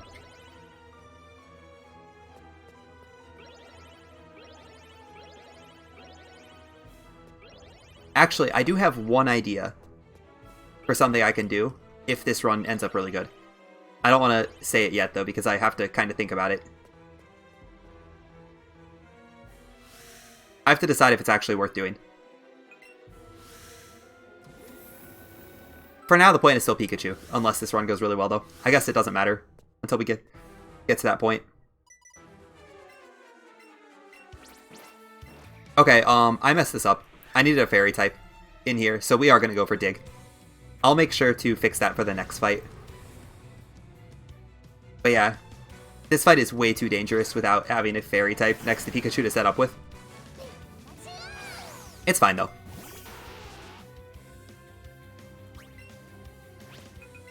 This is unique, at least. This is something that doesn't usually happen on these runs, for me. I still have no idea where my X attacks are.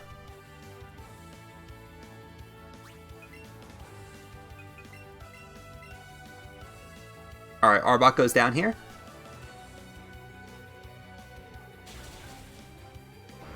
Very good.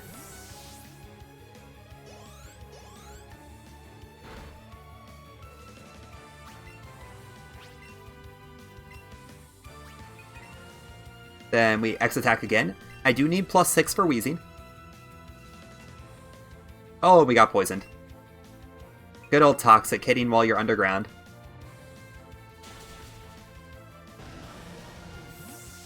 It is really funny that Toxic hits while you're underground. I understand why the mechanic exists, but still.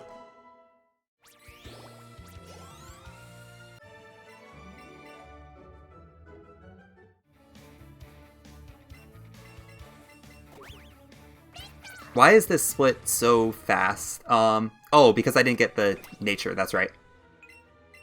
I was gonna say, this looks like it would be a Pikachu, or an any percent gold by a ton. Like, I'm getting out of the Jesse and James fight like a minute and a half faster than I'm expecting to. It's still a very fast split, don't get me wrong.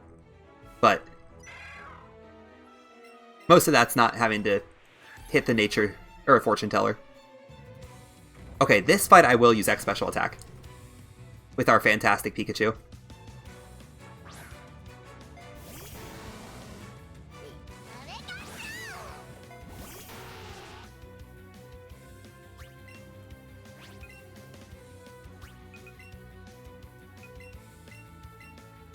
I might have bought too many of those, actually.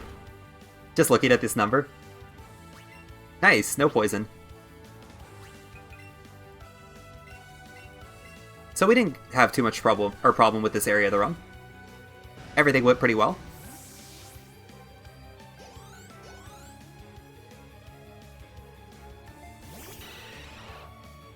And yeah, we are done. With Archer, at least. One more fight to go. But the next one's a fast one. Oh yeah, I have minus speed. Oh, that's annoying. I'm gonna have to heal outside of battle now. I forgot I had minus speed for a minute there. I forgot that I have an option to do something different with minus speed.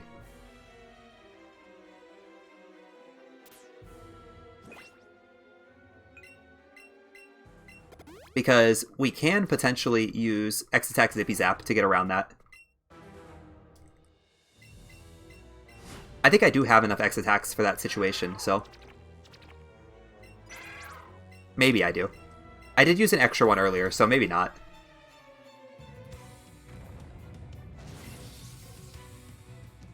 My notes are telling me to get the max revive up here. Should I do that? I guess I will.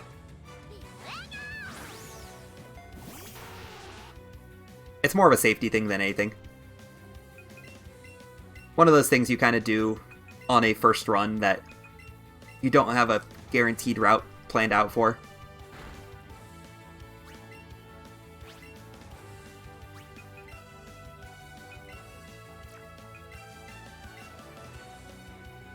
Make sure we use the right X item. It would be problematic to use my X special attacks instead of X attacks. Here's Thunder.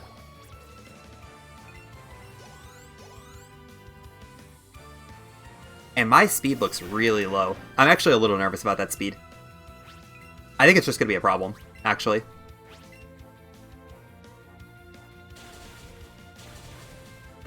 Luckily my level is good though. That damage range looked really nice.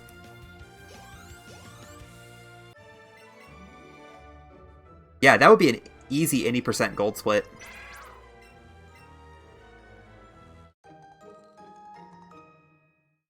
But it's because I didn't set the nature. Since you don't have to on this run.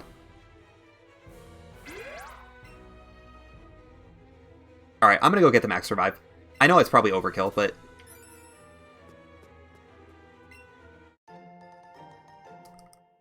Just reach into Giovanni's drawers.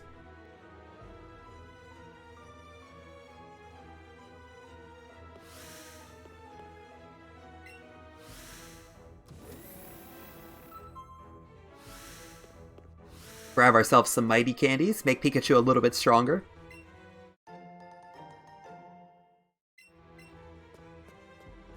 It's fine, I can reach into Giovanni's drawers there. He has a max revive. Just sitting there. Archer was watching us take it too. Archer didn't care.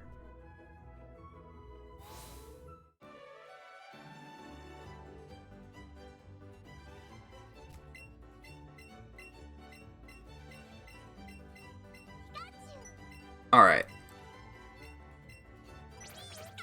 I think I want to use a lure here. We're not going to fight Erica now. I'm going to fight Erica later.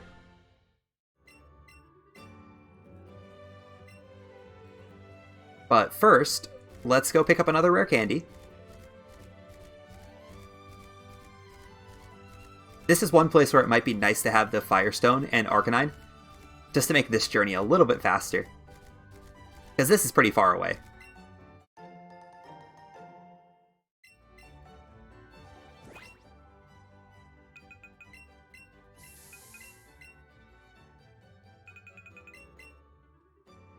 Anyway, our rare candy count is going up. I don't have that rare candy in my notes for some reason. I don't know why I have disregarded it for some reason.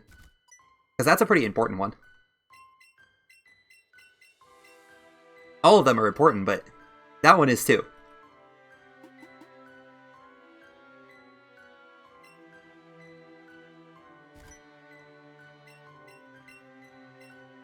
Alright, let's go.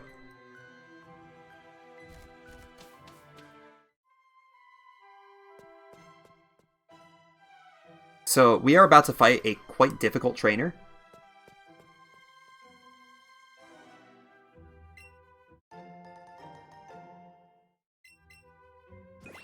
I'm going to Super Potion before this fight, just in case. I should not have done that. I didn't realize Pikachu was full health, but...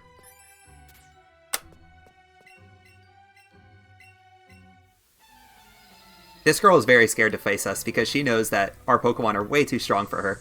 But actually, Coach Trainer Holly here has a level 34 Geodude, I think. I don't think it has a ground move, but it's been a while since I actually looked. Oh no, it's only level 28. Well, it shows what I know. No, we want to X attack.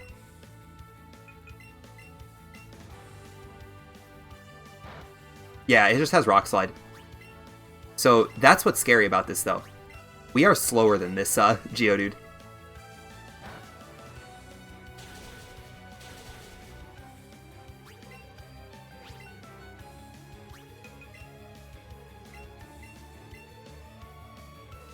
Which is absolutely ridiculous, by the way, that we're slower than this.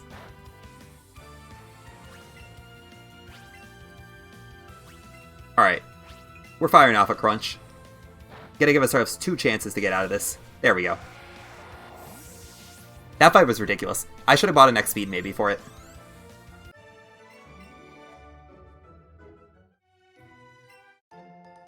Anyway, she gives us Pikachu candies. We wanted those.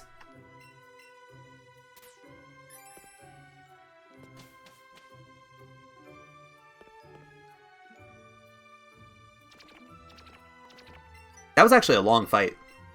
But it's because I got flinched by Rock Slide twice. So that does hurt things a little bit.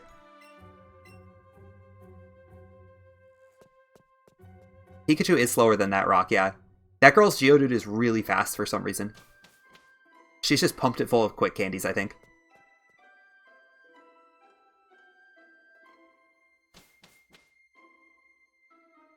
Never let anyone tell you that pumping your Pokemon full of candies is not a good idea.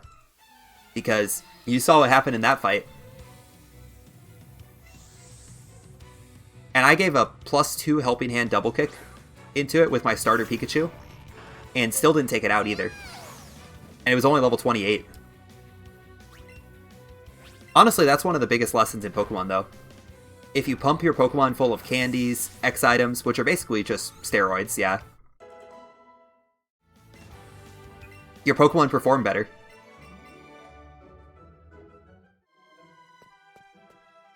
I've especially learned that from speedrunning. Oh, nice double heal.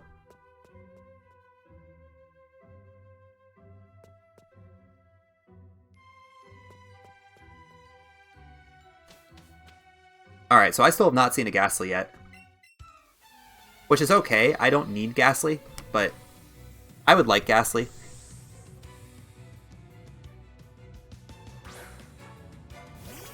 Ghastly would make my life quite a bit easier.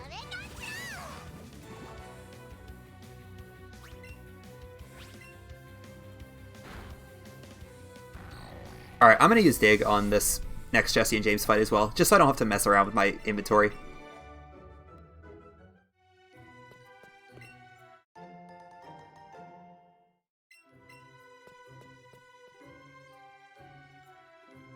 Still no Ghastly.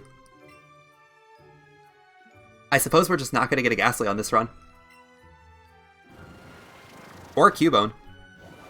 Cubone is partially my fault, because I skipped Cubone intentionally. I did run into a couple Cubones later. Or after I used my... or got rid of my lure. So...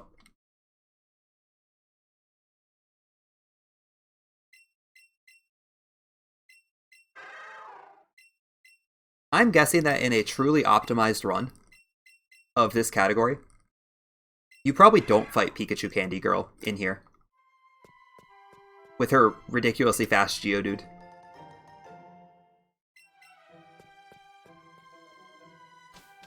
Alright.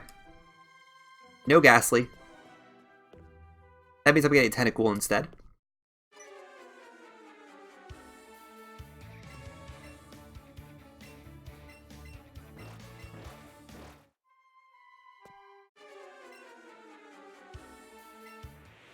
Alright, yeah. We're going to use normal Dig strats here. Dig is safe. It's much safer than Thunderbolt. Well, okay, Thunderbolt is safe too. Dig is slower though. It's probably not actually that much slower just because you don't have a Pokemon Faint. You don't have to select a move for your first Pokemon on 2 turns. What's wrong with Tentacool? Tentacool is perfectly fine.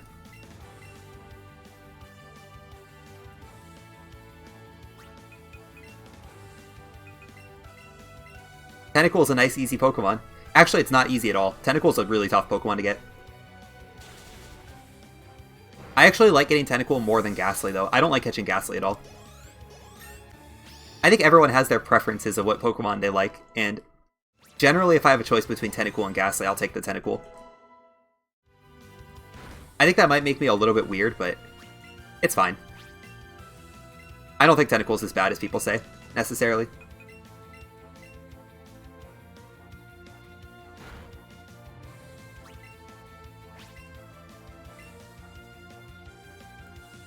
You haven't seen Etchy catch a Tentacool once?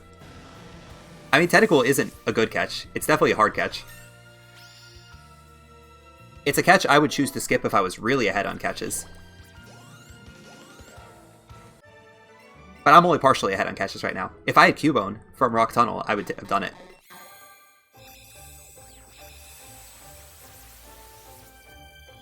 But I don't have Cubone right now. Okay, I figured out where that rare candy was routed in. My rare candy is routed in right here, at this part of the route. That's actually wrong. You should do rare candy when I did it, because you can fly away from that spot instead of having to walk all the way back.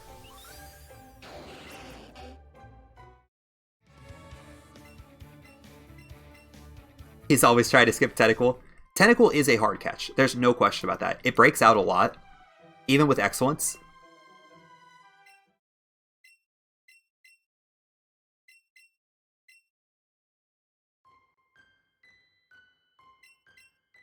Like, yeah, I shouldn't say that Tentacool is good, because Tentacool is a hard catch.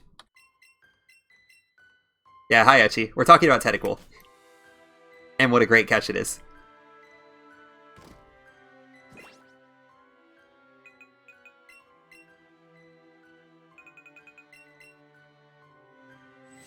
Okay, what's still in my party?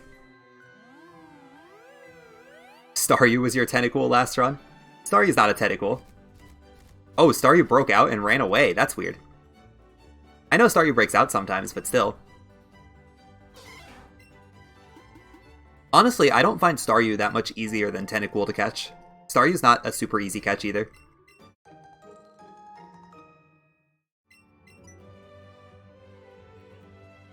Etchy, do you know what my Staryu was yesterday in my all-obtainable Pokemon run? I think it was 1145 CP.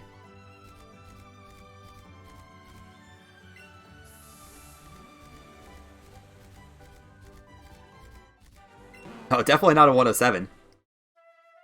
It was the best Starmie I've ever seen. By far.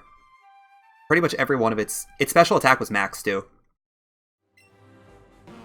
And of course it was on an all-obtainable Pokemon run, where it doesn't really matter, right? Like, you definitely don't need a good Starmie on all-obtainable Pokemon, since you're getting extra experience, you have tons of candies that you could pump into it. If you want to, so... It's about the worst time to get a really good Starmie, but... Yeah, the game knows. It only wanted to give me a good Starmie because I was doing a category where it doesn't matter. But man, if that Starmie showed up on any actual run... Anyway, with that really good Starmie, I got super cocky and decided to try to do Blame without setting up. And I missed 2 Hydro Pumps on Ninetales and died. I got the other 3 Pokemon in one hit, though. Yeah, it was beautiful. I deserved it. I should have just set up like normal.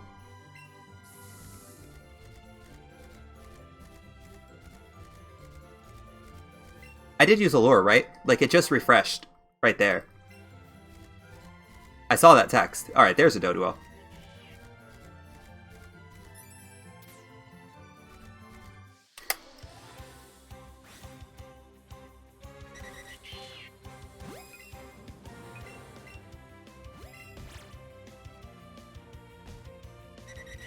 Alright, have a good night, Etchy. Thank you for the good luck.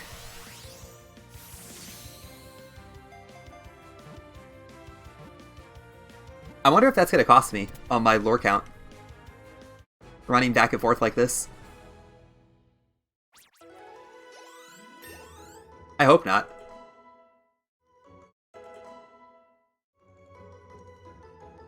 Anyway, not that big of a deal. The important thing is that Pikachu keeps picking up experience. There's a Psyduck, that's good.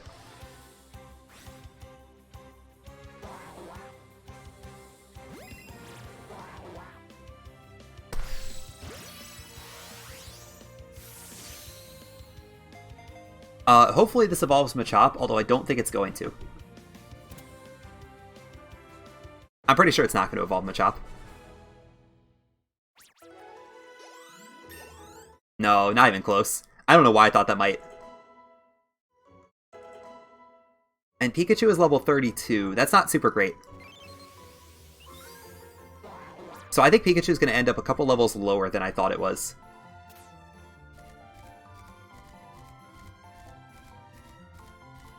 I did see the Eevee spawn up there, by the way, but it was kind of too late to go back for it.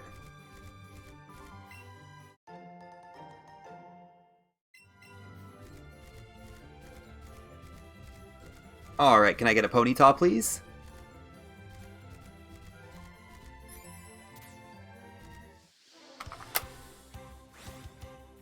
I said I would catch a Chansey if it spawned, so...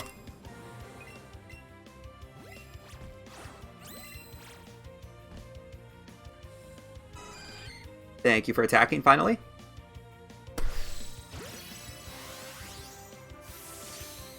Yeah, I think Chansey's a good catch on a Pikachu run. Just good for experience. We want that experience pretty badly. Yeah, 5,000, that is a ton. I know it's overkill with all these Pokemon, but... the fact that Pikachu leveled up that much is really good. So now I'm not bad on rare candies anymore. I also don't need Arcanine because of that. So what is this? Machoke, Dugtrio. Yeah, 5k experience. That is insane. That's so much. And that was just a normal Chansey, not glowing or anything. Just a normal excellent catch.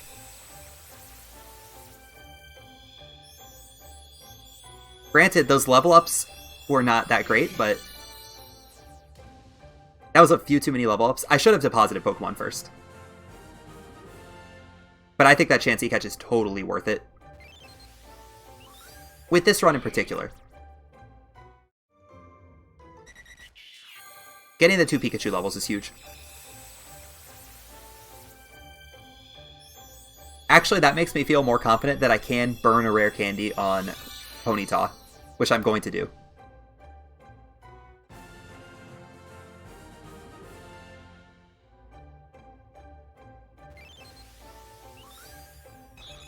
I do have that written into my notes to use the rare candy on Ponyta, so...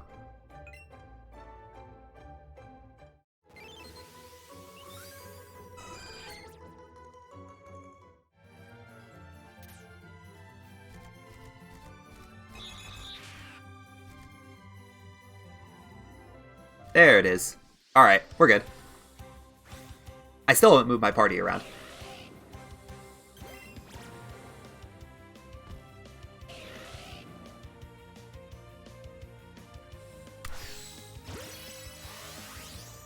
Hey, we gotta burn that rare candy on Ponyta. That pun was actually not intended. I didn't think about it until you mentioned it right there. I'm gonna use that forever now. Every single time I run this game.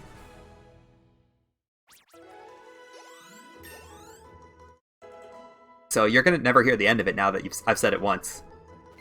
Now that I know the pun is there. Alright. Yeah, thank you for that pun, KG. It is very much appreciated.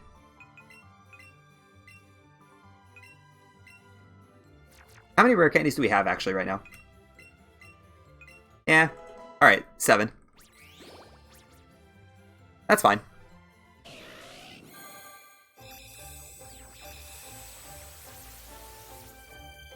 Still got 3 catches to go. Staryu, Tentacool, and Grimer. We're probably going to have to Great Ball Grimer, just knowing how Tentacool and Staryu work. But that'll be okay.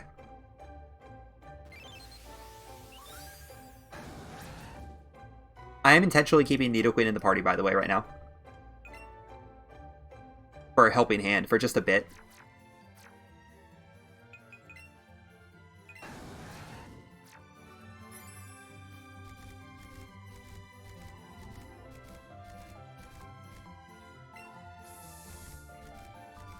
That might actually be bad.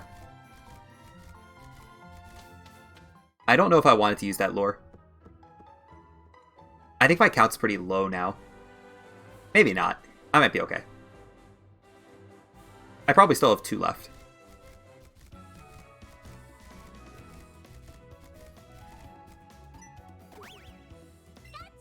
Although, you know it would have been smart. It would have been smart to actually go do the Splishy Splash teach right there before I got to Surf. That was kind of an autopilot decision. You're definitely supposed to get Splishy Splash first. Which is why you shouldn't keep the lure going.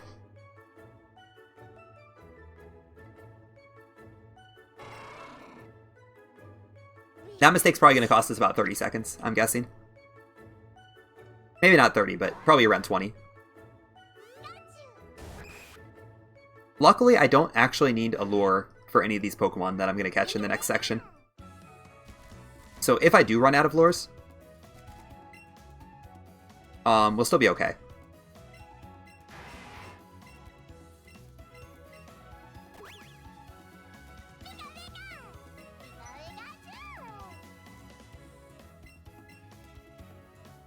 Alright.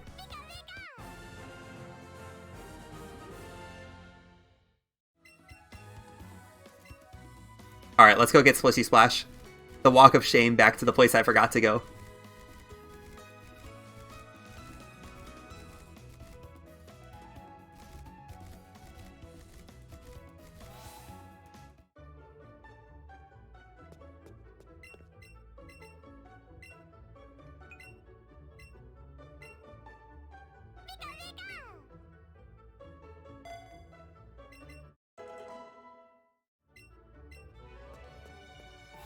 Alright, so Splishy Splash has been taught. I'm going to also do this cutscene right now, just because I'm right here.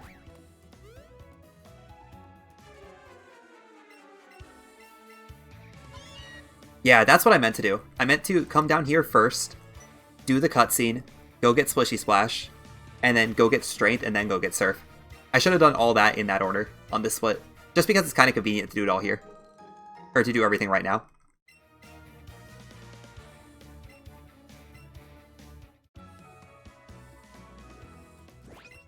Alright, let's see.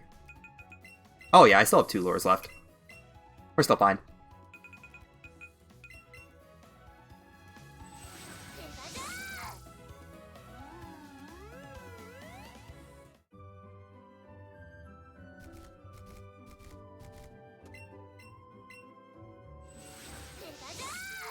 Oh man, that sneeze has been coming for like 2 hours. Hey, hello Staryu. I bet this one's gonna be super good too. No, this one's bad. Alright, so we're not wasting a bad Staryu today. Or a good Staryu. Oh, I missed the center too. Alright, we might get a breakout here. Nope, no breakout. Still fine.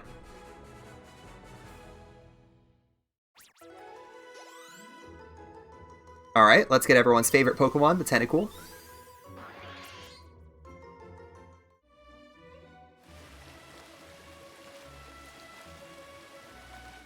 Alright, that's not a Tentacool.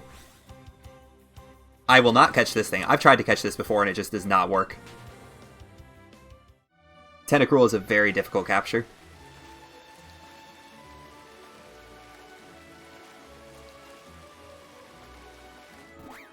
There's our Tentacruel. It's glowing, too.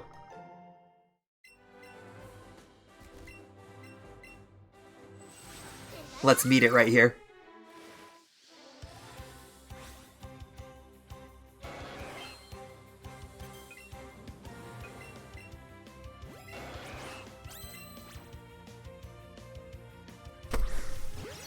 So one fun trick on Tentacruel is if it looks like it's not going to move, you can Raspberry instead of Nanab.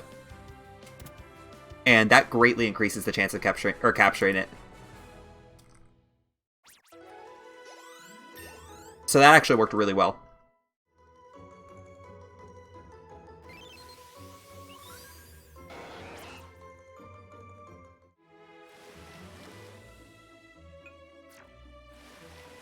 I'm going to save that lure, because I need to catch a Grimer on lure, I think.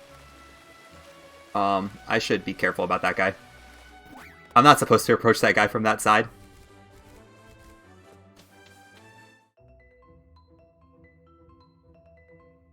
Alright, so we're not going to catch a Grimer yet. I'm going to wait until I get this rare candy up here.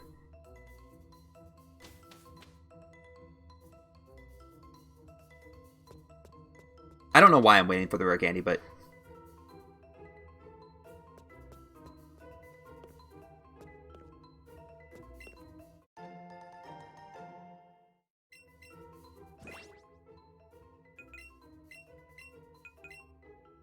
So let's evolve our Staryu. And then I do have to lure here, just to make sure that I have a level 45 Pokemon for Sabrina's gym. I think because I caught Chansey that Pikachu will be level 45, but I want to be safe with this one. It would be pretty stupid to not have a level 45 Pokemon because I was too lazy to use a lure.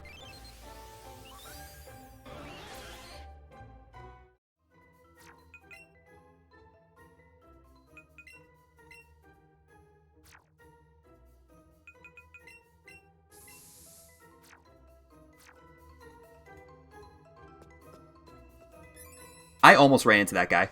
That burglar's vision cone. I was really close.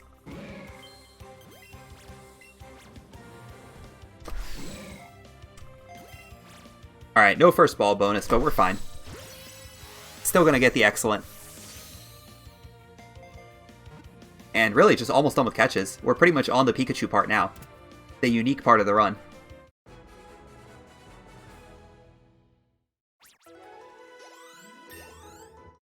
Nidoqueen is level 34, Pikachu's level 35, we're ready to fight.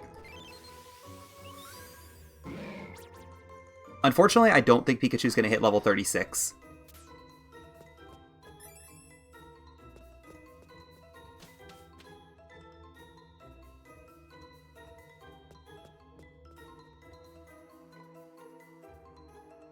I would have loved for Pikachu to hit level 36 before Blaine, but... because my plan is to rare candy right before Blaine. I think that is the proper time to rare candy. But you're not always going to get what you want.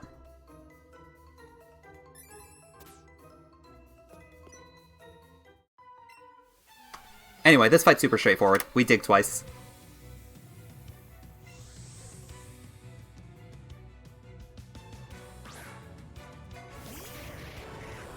And X attack a bunch, and that's it. I am a little bit worried that my X attack count is still kind of low.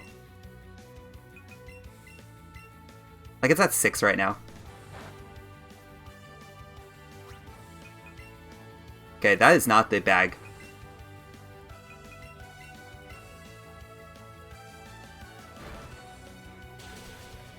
Good.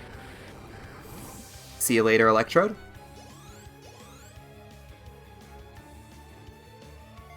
Yeah, so Nidoqueen is nice because we have the option to Helping Hand.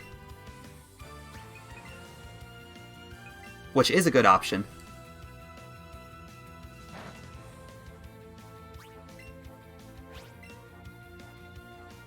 A good option that I will use right now. I also like that Helping Hand works while you're underground. Not that we need it for that fight, but... okay, actually, it looks like my X attack count is just good right now.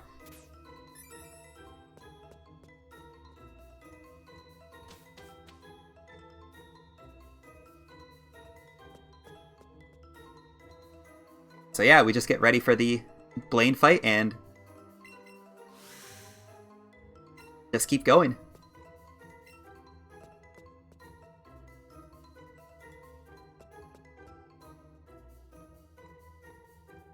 Oh, just barely avoided that Grimer.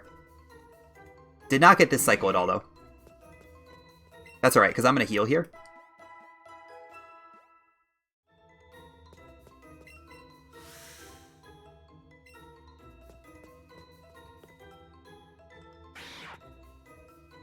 Just wait for this guy. Alright, so I've been picking up max elixirs and elixirs throughout the run, and ether. I picked up, I think, this next max elixir will be my third PP item. I don't know that we're going to use any of them, just based on what I've seen so far. Probably one after Koga. But I don't know that that max elixir is really necessary. We'll see, though. Anyway, it's time.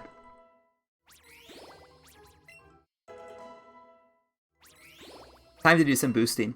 I am definitely going to be slower than Giovanni, so I'm going to have to rethink my Giovanni strategy.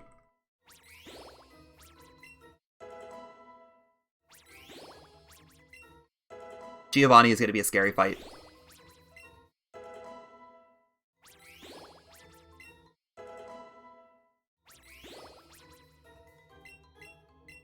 My attack stat is also a little bit lower than I was thinking it was going to be.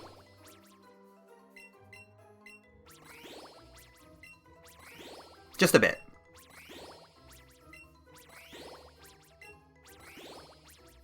Might as well use these health candies too. I have no idea where those came from. Probably Grimer, but...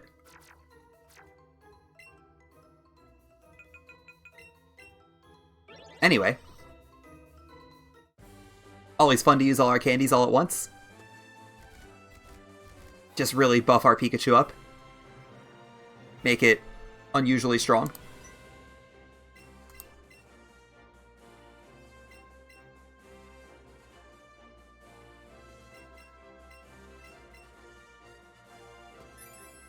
Alright, anyway, this is the part of the run now where things start going completely different.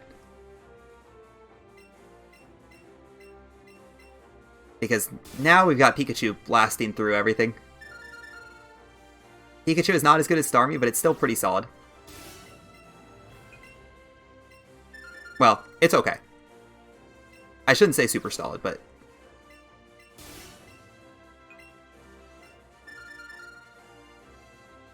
I also can't remember for sure if I want to use, I think I want 2x specials here. I think that's all I need.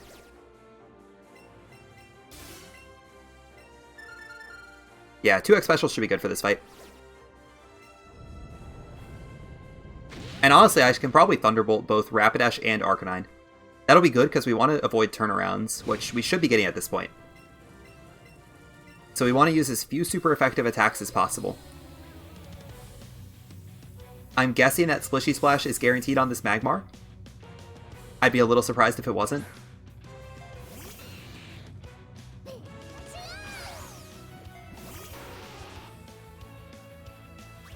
So yeah, let's hit him up with a Splishy Splash.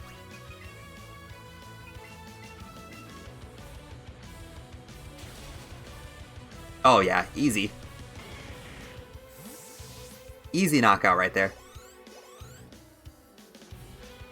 Okay, Rapidash came out ahead.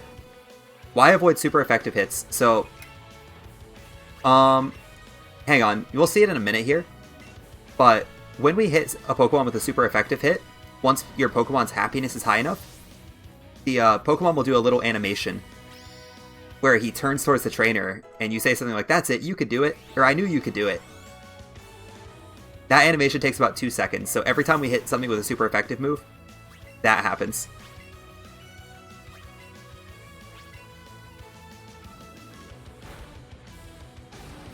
Anyway, I think that I could just Thunderbolt Helping Hand these next 2 Pokemon, because I have plus special attack, so... Maybe not the Ninetales, though. I don't know. Ninetales is pretty specially bulky. We're gonna try it, though. Let's experiment some. Yeah, it was fine.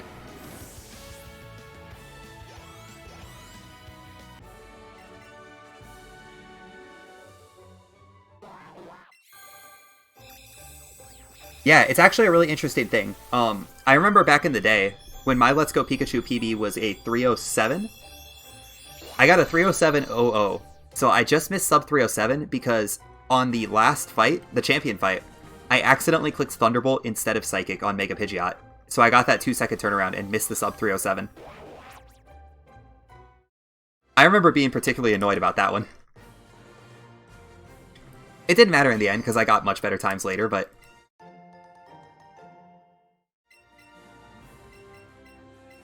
yeah, turnarounds are a mistake. Just remember that. Alright, we're going to fight Coach Trainer Will. I'm going to get the other 5 Pikachu candies. It'll make our life a lot easier in the late game, so I think it's worth it.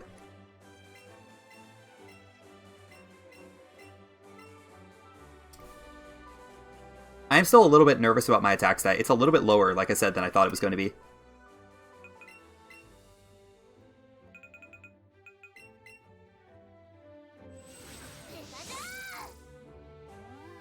So this Rattata that I'm going to go fight is really buffed up compared to what it was, or what you'd expect it to be. This guy is actually... it's at least a 2-hit KO with one controller early in the game, if you fought him when you first came to Vermilion.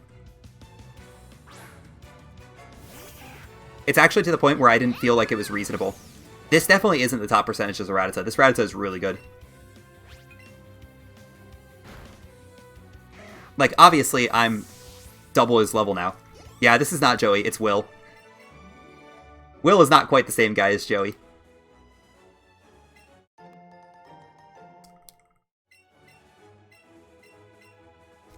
Anyway, he gives us some more Pikachu candies. That's not where the gym is. I don't know where I'm going. I apparently really don't know where I'm going. Oh my goodness. I've never been to Vermilion City before. That's why I'm lost.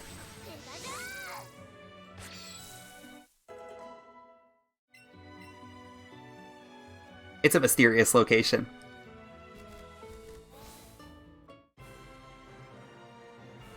Anyway, this fight's easy. You Splishy Splash 3 times.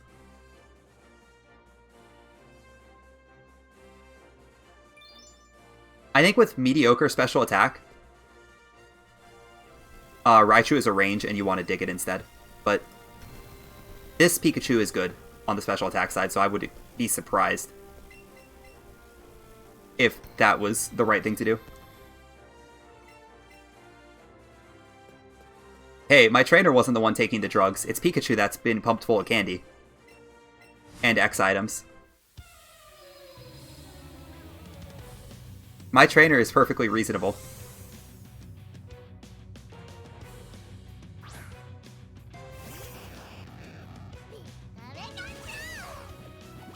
Alright. So, time for some more Splishy Splashing. One of the most interestingly named moves in the game.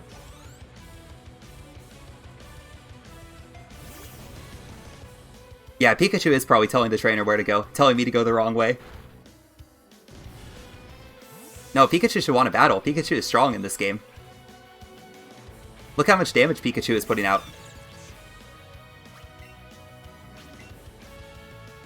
Has the lore in Pokemon ever added up?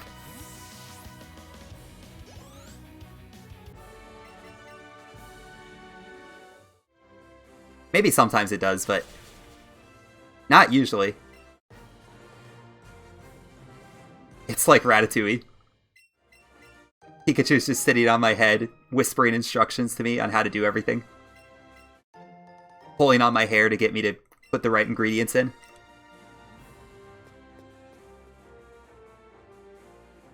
Except, unlike the rat, Pikachu's moving me in the wrong direction. He's making me get lost to Vermilion.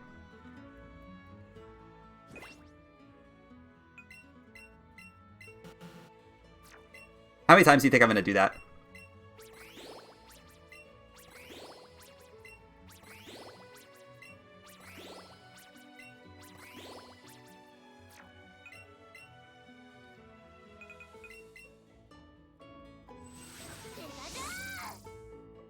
It's actually not going to be one more time. Those are the last candies in the game.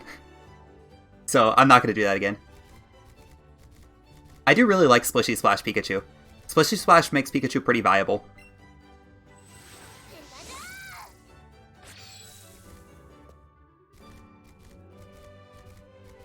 Now you may be wondering why I'm going all the way back to the Pokemon Center that I just left.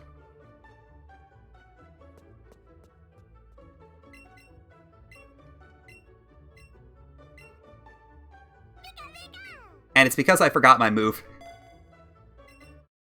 We are not going to use Pika Papao throughout the course of this run. I do not think Pika Papao is necessary. As cool as Pika Papao is.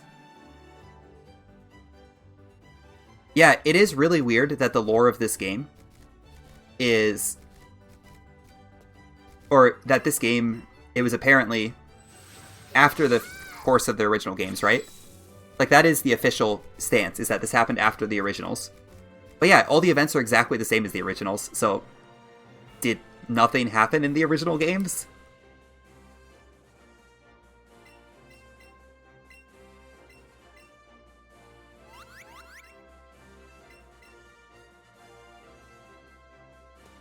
This is a female Pikachu. I forgot to look at that earlier.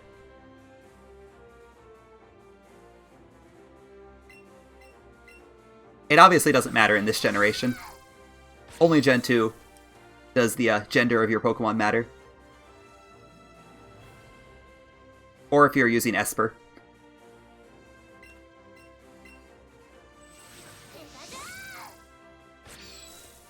Well, technically, Blue does take control of the gym at the end of this game, too.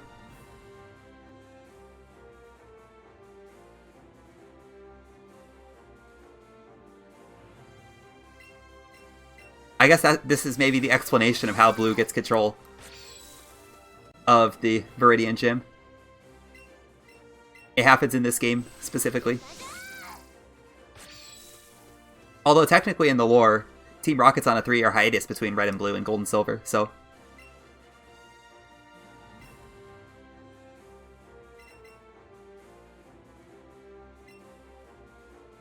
Alright, so we're X-attacking and then Floaty Falling. All three of these. So Floaty Fall does have 95% accuracy. In both of my Articuno runs, I never missed a fly, but you never know what's going to happen with these 95% moves.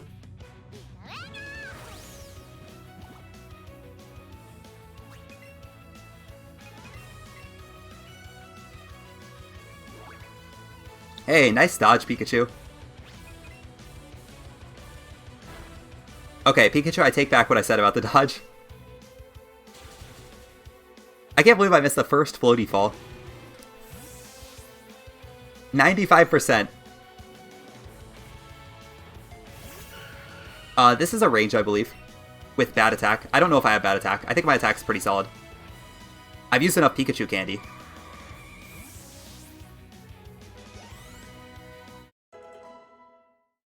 It could be like XCOM, where 95 is 15, but no, it's not like XCOM. Like I said, in my 2 Articuno runs, I never missed a fly. So, it was bound to happen eventually, but Pikachu missed the first Floaty Fall. There's only like 5 or 6 Floaty Falls in this entire run.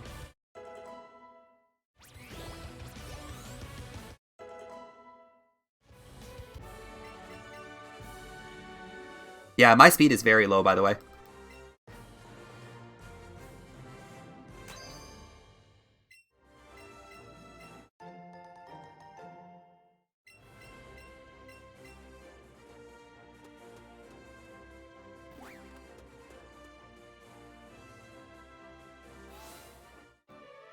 Does this I don't know if this game takes place before Gen 2 and after Gen 1. It's not clear, I think.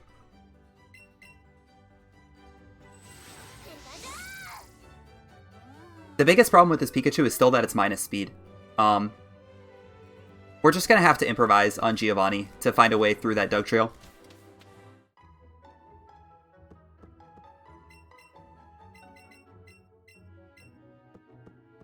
Because it's not necessarily a great situation that we're in with that.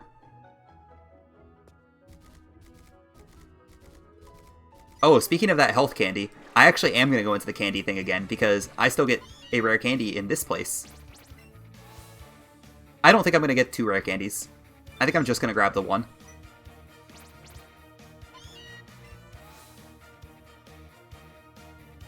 Alright, so we have a few options on the Archer fight as well. Well, I'll worry about the Archer fight in a minute, but first we have to hit another floaty fall.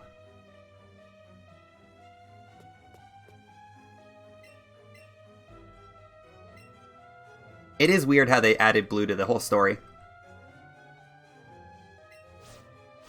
I mean, red is also in this game, so... And green is in the game. So... Green wasn't even in the original games.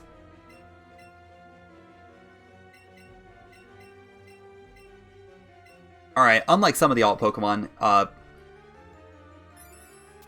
Pikachu does not deal with this fight on its own. Yeah, red and green are cameos, but cameos are still in the game, right?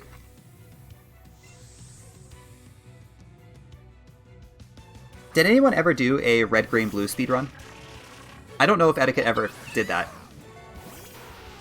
I think Etiquette had it as a plan at some point.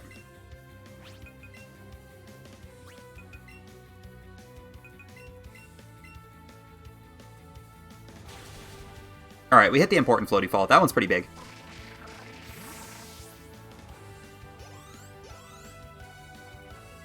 Because we really don't want Executor running wild on our team. Okay, that's not the move I want. I want Zippy Zap. I don't know if I could probably... Yeah. Honestly, I probably should have Splishy Splash there. That probably would have been fine. Blue shows up quite a bit more than 3 times in the game. He shows up at least 4 in the base game alone. And then he shows up as a gym leader rematch too.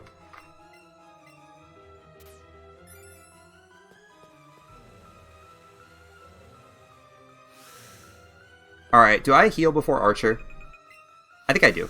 I'm gonna heal before Archer. Probably safer.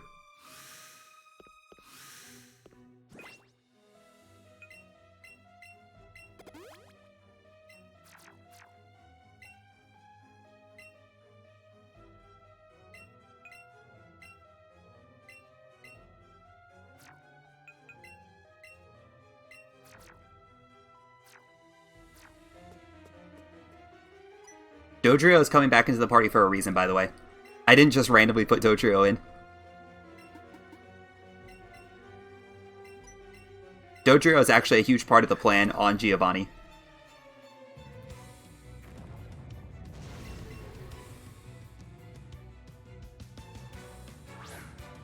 No, Dugtrio is actually useful. Dugtrio is actually written in my notes as the way to deal with Giovanni's Dugtrio. Because we want something that's going to turn that into a double battle. Or the Giovanni fight into double battle to reduce Earthquake's power.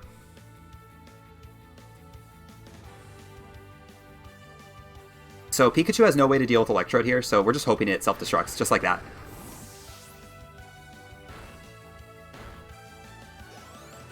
Then we're hoping Muck doesn't do anything annoying, but it did use Toxic. But Pikachu broke out. Alright, nice. I'm going to Splishy Splash this turn because Muck's going to die, and I would like to direct Cubone to the Weezing.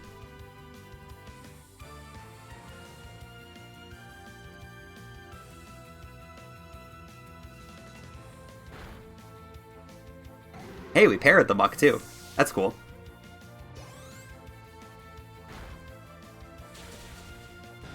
That was really nice. Alright, so this is going to be a fast fight now. Yeah, this is a solid Archer fight. AI was thinking very hard. AI always thinks really hard on this fight.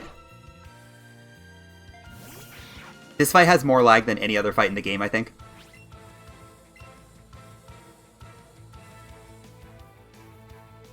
I don't know if Splishy Splash kills the Golbat here.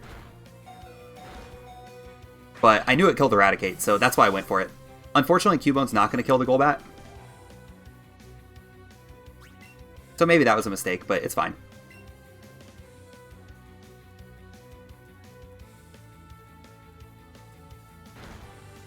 Good fight, though. That was a really solid Archer fight.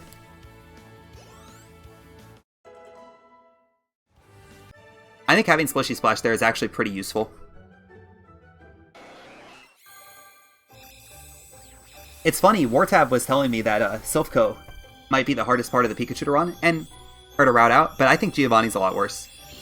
I think having access to Splishy Splash makes that fight so much nicer than it could be. It was made a lot better by the fact that Pikachu broke out of Poison on turn 1, though. I shouldn't understate how useful that was. I definitely appreciate that one.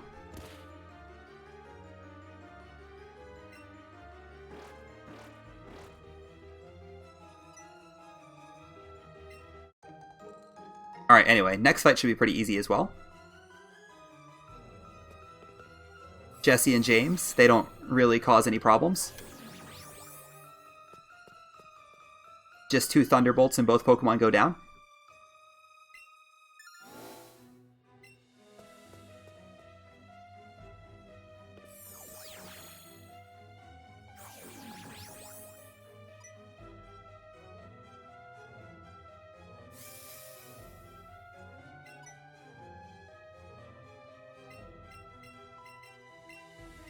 Alright, so based on how this has gone so far, I'm guessing that this run's going to finish in around 3:20.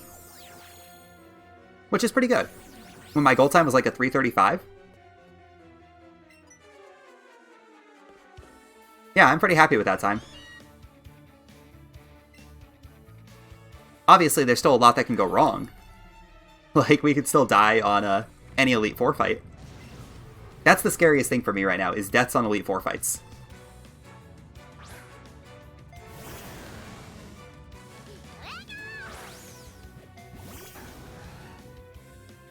But for these fights, everything should be pretty good. Like, we just Thunderbolt this Arbok. Do a nice simple setup, and...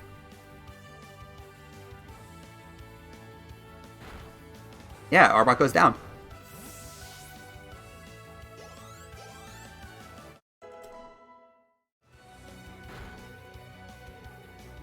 Oh, we didn't break out of that poison, though. That's alright. Use our last antidote up at that one.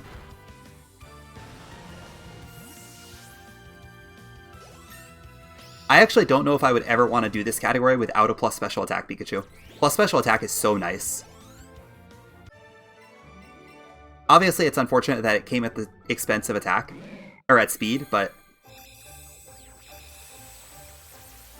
really that's only going to hurt me for one fight, so I shouldn't complain too much about it. This plus special attack is really good. No more poison allowed. This run has had a lot of poison, even from the very beginning. I think I got poisoned a couple times. We are getting the full heals in a minute, so we're fine, but...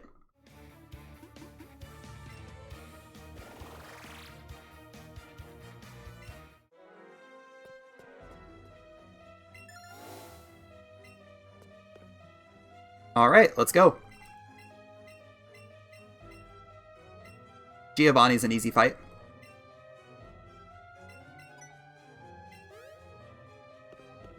Nothing really happens on him. I think I outspeed Persian. Yeah, I definitely outspeed Persian, even with minus speed.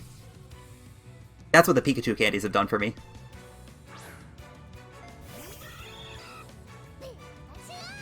Also, where's my experience? I gotta look at that.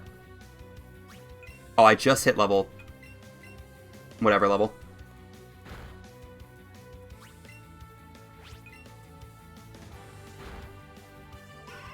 It is really inconvenient here that my moves are kind of backwards. I think if I was going to do this over, I would want to switch the places of Splishy Splash and Floaty Fall. That way my 2 special attacks are grouped together and my 2 physical attacks are grouped together.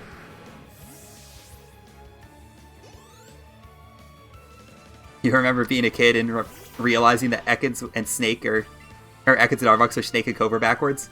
Yeah, it was a cool realization, wasn't it? The first time you notice it. I could definitely see that blowing your mind.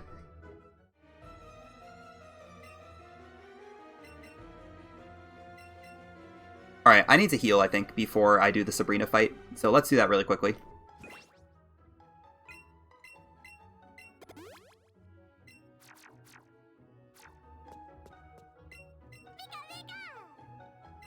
Just gonna do that now before I forget.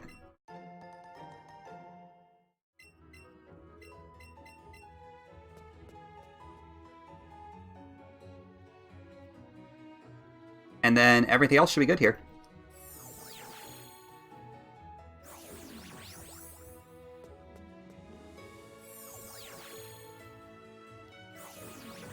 Grab ourselves a Lapras. So the Sabrina fight is pretty interesting as we come up to that.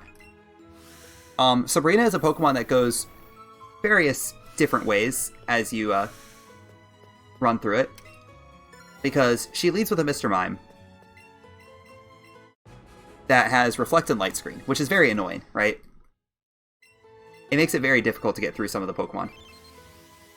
Every once in a while, it doesn't matter that the Mr. Mime is out. Like, for example, Hitmonchan has Brick Break, so Hitmonchan deals with Reflected Light Screen very well. Alolan Muck just doesn't care, because Alolan Muck has a type advantage over everything, so Alolan Muck just blows through anything or everything anyway. Starmie does care. Starmie doesn't like this Sabrina fight because of Light Screen, and it can't kill the Mr. Mime before it gets it off, so Pikachu actually has a really good matchup against Mr. Mime, surprisingly. I believe, if I calc this right, that +2 Zippy Zap should knock out Mr. Mime before it gets a Reflect Up. And the more important thing is, it doesn't even matter if it gets Reflect Up, because Zippy Zap always crits, so why could Starmie not learn Crunch? It wouldn't do any damage anyway, because Starmie doesn't have any special attack at all.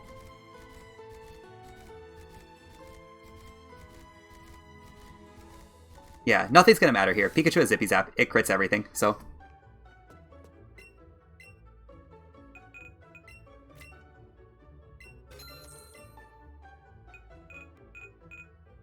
I don't know how to menu. Did I say the wrong word? I'm sure I did. I don't want to go back through the explanation to try to figure out where I said something wrong, but yeah, I'm sure I said something terribly wrong there. Let's make sure I buy enough X attacks. Oh yeah, Starmie has no attack, you're right. It does have lots of special attack, that is for sure. That's what I meant.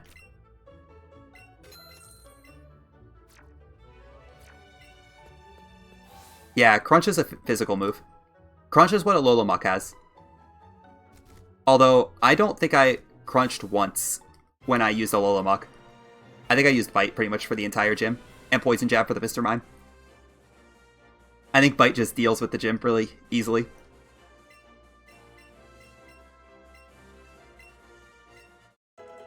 So Pikachu did hit level 45 before getting to Sabrina. That's actually really nice to know. But that's entirely because I caught that Chansey on Route 17.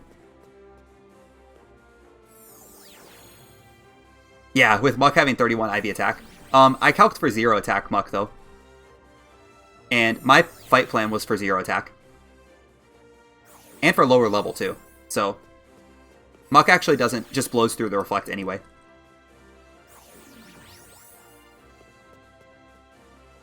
Muck is just really solid. In this gym in particular. But overall, Muck is just a really solid Pokemon.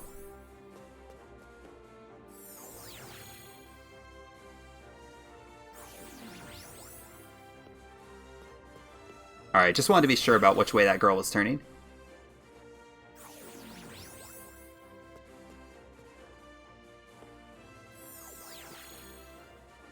Alright, so yeah, like I said, we should be able to take out this this Mr. Mime on the first hit, if I remember everything correctly. But like I said, even if we can't, in fact, you know what? Zippy Zap always crits. I should have done this one controller and just set up my 2x attacks and Zippy Zapped through. So maybe that's my bad. Yeah, I probably screwed that up. Oh well.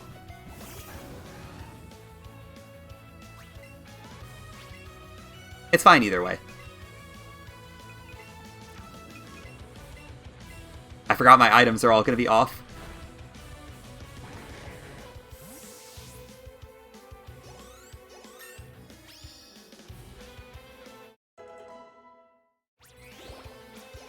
Alright, so next time we level up, I'm going to use that rare candy that I have just sitting around.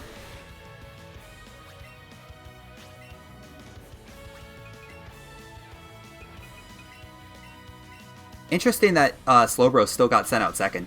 I guess that's because Rapidash is in the second slot. I was thinking that Slowbro would be last, but yeah, I guess with Rapidash there, that makes sense. Anyway, straightforward the rest of the fight. Just click Zippy Zap. Don't even need to heal. Yeah, I bet this fight would have been faster. Though. Had I just set up my X attacks, one controller, and Zippy Zap through Reflect. I should have remembered that Reflect, or Zippy Zap goes through Reflect. So that's my bad. Still a good fight. Compared to everything but Starmie, that's a solid fight. And even compared to Starmie, it's pretty good. Oh, and compared to Kabutops. Kabutops does that fight better than anyone.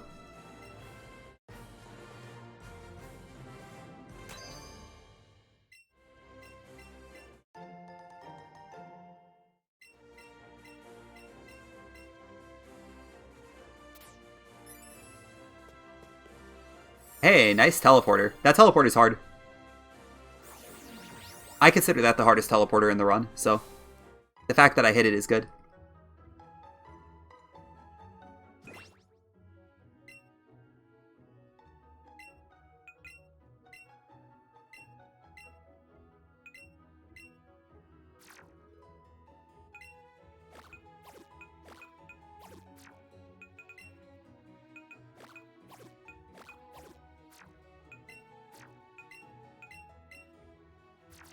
No, I said I wasn't going to do that yet. Let's be smart about that red candy. Let's use it after I level up. I already got the gold teeth, so let's remember that. Let's hope I actually did get the gold teeth, but I'm pretty sure I did. Right in the sea, or right after the sea skim split. It was only about 40 minutes ago. I should remember.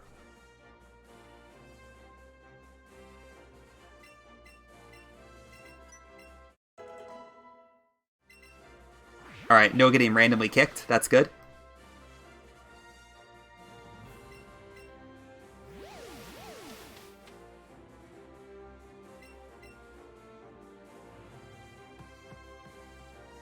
Alright, so the Pokemon in this gym are a bit of a problem for Pikachu.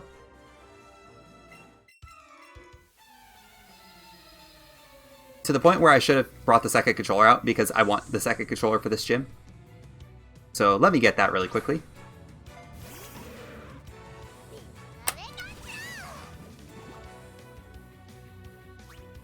There we go. Second controller is here.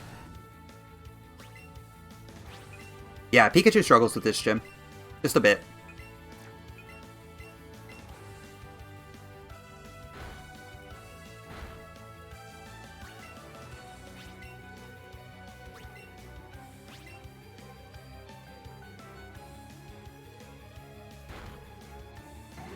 No protects though out of Mach. That's good.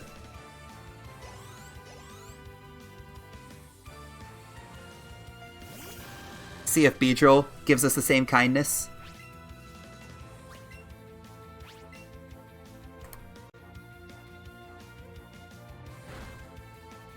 Nice. Alright, no protect so far. Looking like a fast Koga to start. Alright, I'll rare candy right here. This is a good time.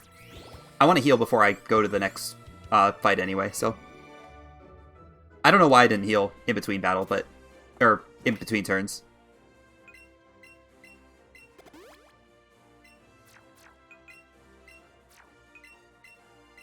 There we go, me trying to click the health candy again.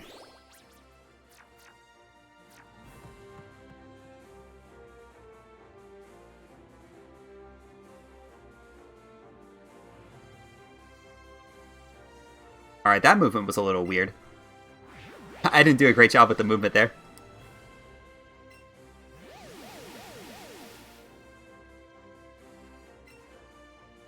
Alright, this fight's a bit odd. I don't remember if I'm supposed to go to +4 or +6, but I think we're going to try to get to +6. We're going to look at the damage on these things. +4 Thunderbolt probably takes out Muck, but I want to be safe. +6 Splishy Splash might actually take out Muck, but like I said, I want to be safe here. Let's be smart about it. I have enough X special attacks for it, so it's not like I'm going to run short.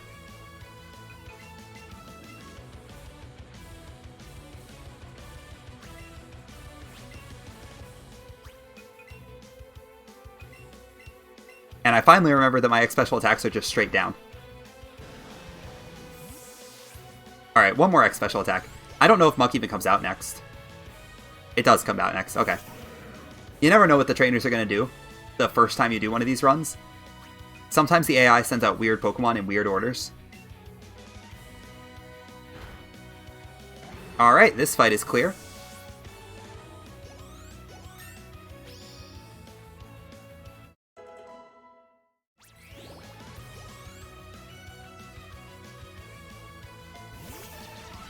Looks like it doesn't matter too much if I use Thunderbolts for the rest of this, so I am going to just use Thunderbolt.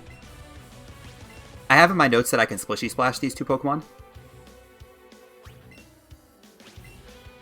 And I actually will Splishy Splash the Golbat just to avoid the turnaround, but Venomoth, it doesn't matter.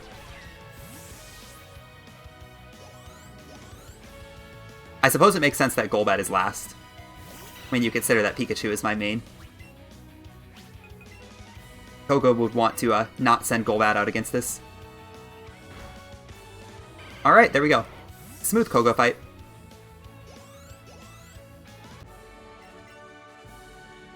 Obviously, it can only be so good with two controllers, but Pikachu really doesn't have a great way to deal with that with one controller.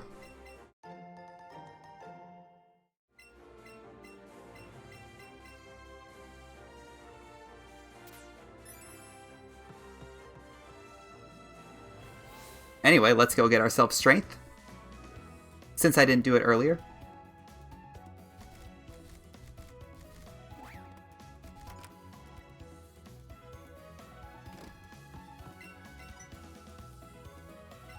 Alright, so there is one thing I'm a little bit scared of on the next fight. The next fight's in about 4 minutes, or not 4 minutes, 3 minutes. But honestly, pretty much everything about this next split is very terrifying.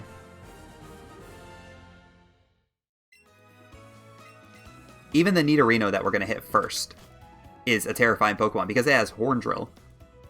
I don't know if it's going to go for Horn Drill or Poison Jab. I have seen it do both, depending on what Pokemon you have in your party.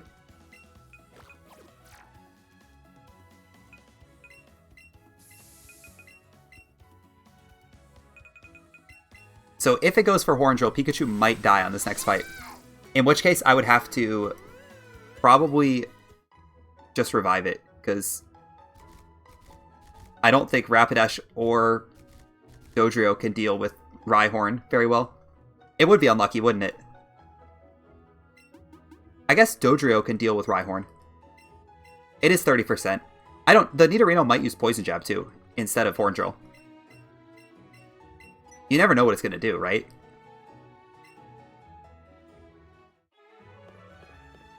Like, it does use Poison Jab against a lot of the Pokemon that I send out.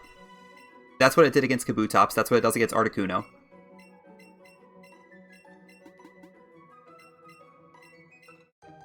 But I just don't know what it's going to do. I have seen it use Horn Drill. It has knocked out some of my Pokemon with Horn Drill before. Like, I think my Hitmonchan has died to Horn Drill. I think Hitmonchan PB actually had a Horn Drill death.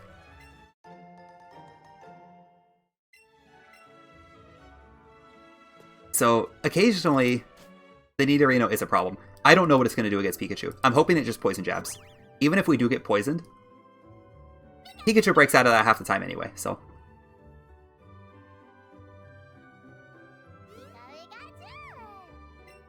And maybe, instead of setting up an X special attack, I should just Thunderbolt here.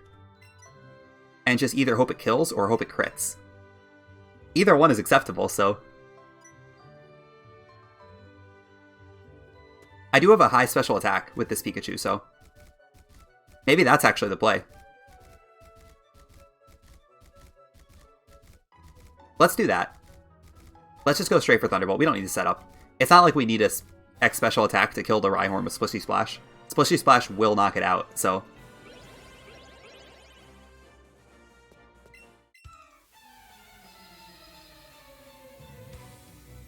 Alright, Tamer Cole, time to go down.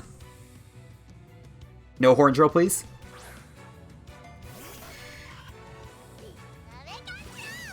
That's all I want is no Horn Drill.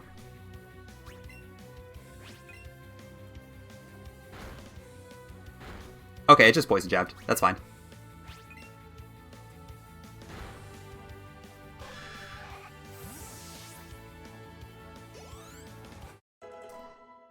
So that should answer the question of if Nidorino ever dies to Thunderbolt. I think the answer is just a resounding no. It's just not going to ever die. Anyway, this gym is going to be slow. There's going to be a lot of healing. A lot of hoping I don't die to Earthquakes.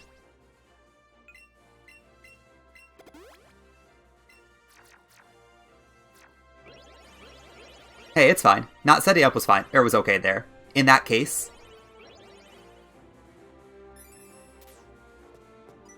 I actually think it was correct not to set up there. Because if it does Horn Drill, like, the setup turn is wasted anyway. I don't think it's worth going for a 2-turn fight there, either.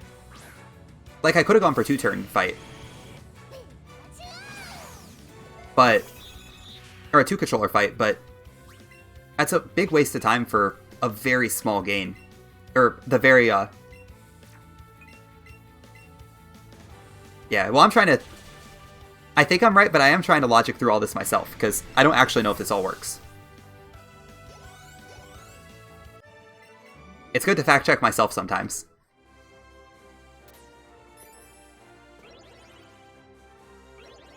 Okay. So I'm slower than Dugtrio. Hey, I bet we could fight that first trainer. I think that guy's a Sand Slash.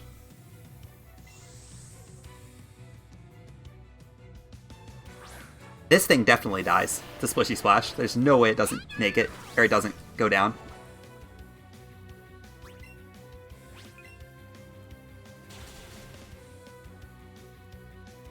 There's that turnaround. We're gonna get a nice 4 turnaround fight on Giovanni.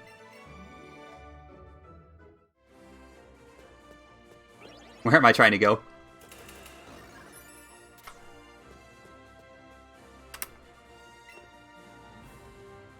Alright, I'm just gonna hope I survive this Earthquake. The normal plan on this fight is just to calmly Splishy Splash through, with X special attacks going up. But, since I'm slower than Dugtrio, we now have to take an Earthquake. Which is why the second controller is coming out, to turn it into a double battle Earthquake. Because double battle Earthquake does less damage.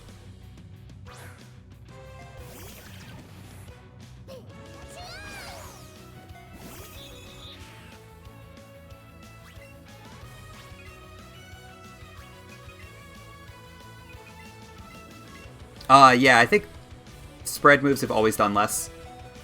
Oh my goodness.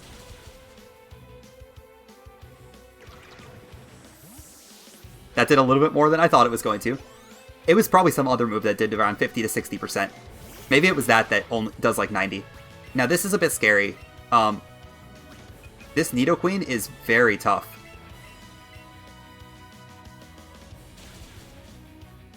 Luckily I have plus special attack. I don't know that that drops all the time without plus special attack. I was really worried in my notes if Nidoqueen came out second.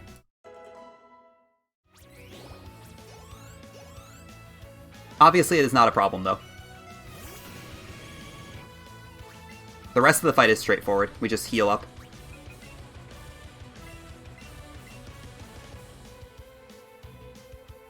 Fire off our Splishy Splash. Get as many turnarounds as we can, and we are through Giovanni.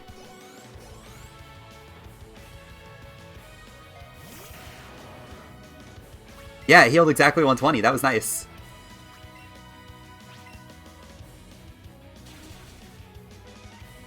See, my hope in that fight was that Rhydon would come out second instead of Nidoqueen. I think if you had, like, not plus special attack, and yeah, it was all planned. Everything was fine. I think if you had minus defense, you would need to have good enough speed. I mean, without minus speed, you will outspeed that Dugtrio. I could definitely see it. I have 141 right now, which is really close. Neutral speed would have outsped. And then the fight wouldn't be a problem at all.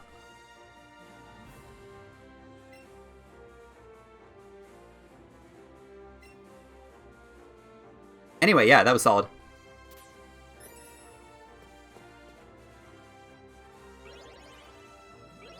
So we are almost through this game. with Pikachu all the way through. Pikachu has put in some solid work on this run.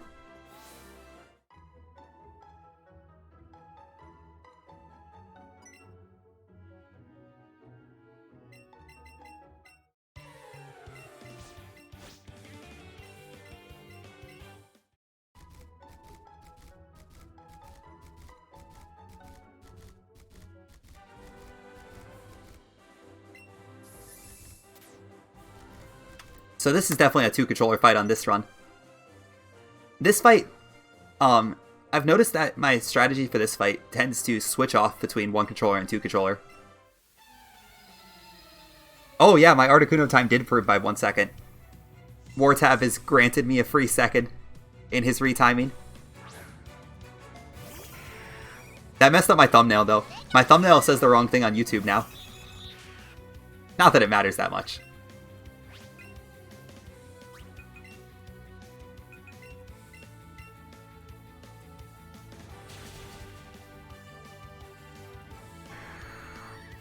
But, yeah.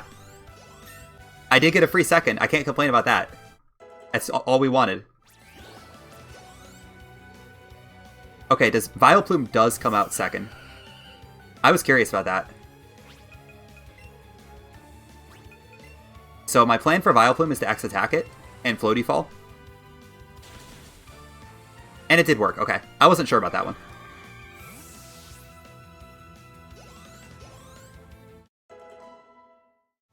So what comes out next? Jolteon? Yeah, Jolteon scares me. Pikachu actually does not have a good way to deal with Jolteon.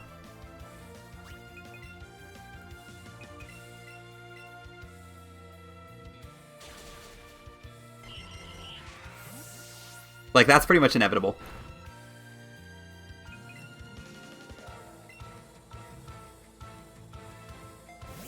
It doesn't matter that much, but...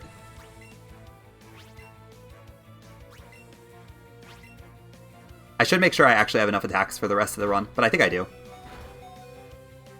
Oh yeah, that's the other thing about Jolteon. Jolteon outspeeds Pikachu if you don't use X-Speed.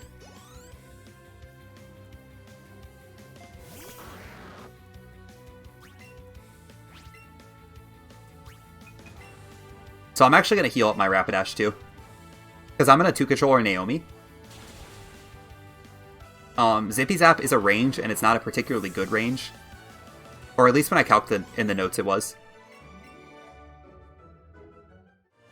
Anyway, we lose quite a bit of time there because Dugtrio died. I think it would be wise to have Rapidash in the second slot for that fight. So I should probably just deposit Dugtrio right after I do Giovanni. I think Dugtrio is the correct play for Giovanni over Rapidash because Rapidash dies to Earthquake. Not that that's a problem. Well, that's only a problem if Pikachu underspeeds Dugtrio, which usually it won't. So I think that was just a problem with this particular run. Yeah, I really like that the alt poke categories are getting bigger though. Just more and more alt pokes showing up. It's a shame it took this long into the cycle of the game to happen, but I think Let's Go does lend itself more to alt pokes than pretty much any other game.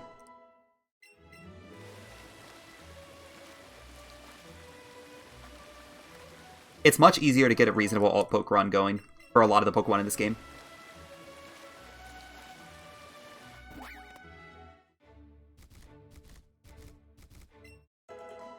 Like, there's still a lot of Pokemon that I consider viable. Hitmonchan wasn't even in my list of viable Pokemon, and Hitmonchan did great. It almost got under 330. With a better early game, it would have got under 330.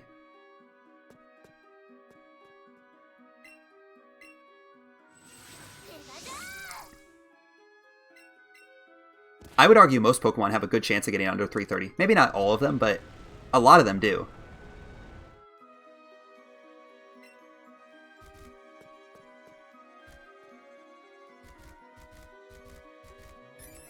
Anyway, time for Naomi. Bellsprout probably will not get under 330. Victory Bell, though, probably would get under 330. Victory Bell would probably be able to do it. Victory Bell might struggle with Blaine, but a lot of Pokemon would struggle with Blaine, to be fair. But I think other than Blaine, Victory Bell could do pretty well. Anyway, we haven't used Zippy Zap in a while. So let's get that going. Yeah, bad range right there.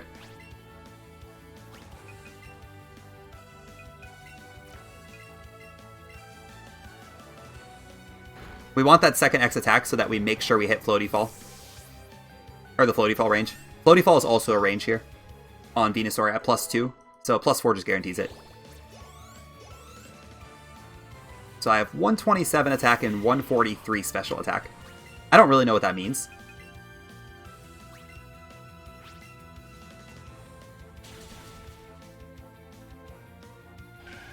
But it's something, I guess.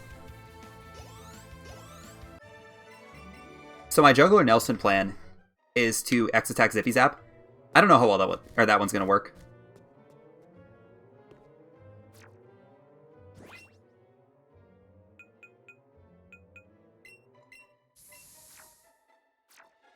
Ignore that just happened. Repel never went down. Don't worry. This is a perfectly executed run.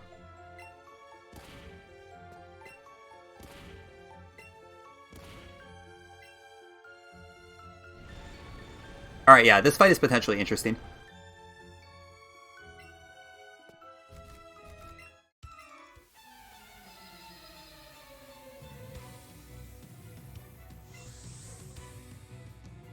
Caroline is also a potentially interesting fight. Actually, we are reaching a point where we're reaching our last heal, so... Hey, nice dodge.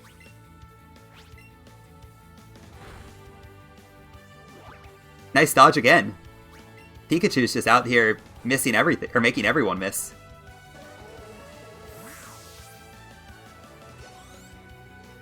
Good old one. A solid Pokemon for sure.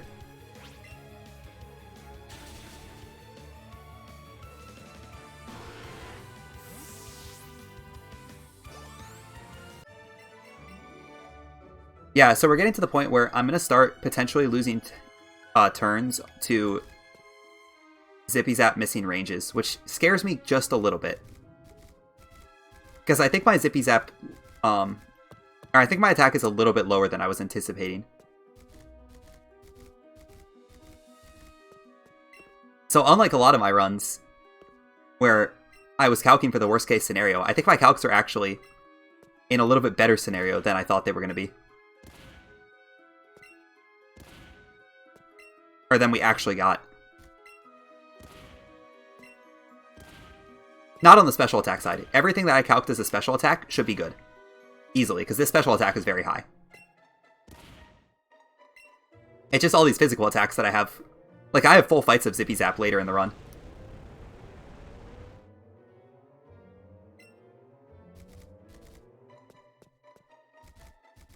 Full fights that maybe I should reimagine on the fly. 2 special attacking fights.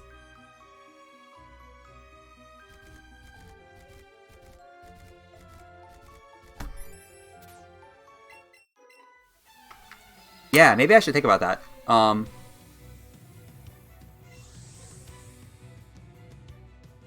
Well, no, I don't think so. I think we'll be fine.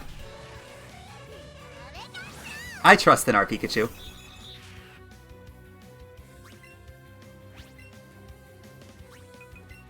Have I decided on the game yet? No, I still haven't. I'm leaning towards Sword. But Shield could easily grab my attention as well. But for now, I think it's going to be Sword. But I haven't pre-ordered it yet, if that's what you're asking. So until I actually pre-order it, the decision is up in the air.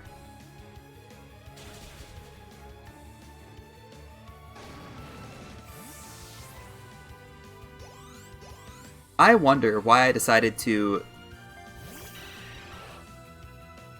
go with physical move on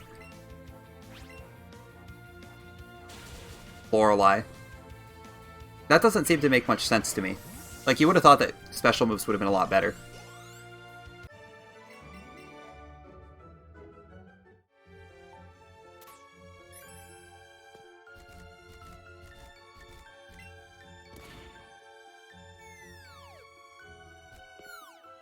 It's probably because of Jinx that I went for physical moves.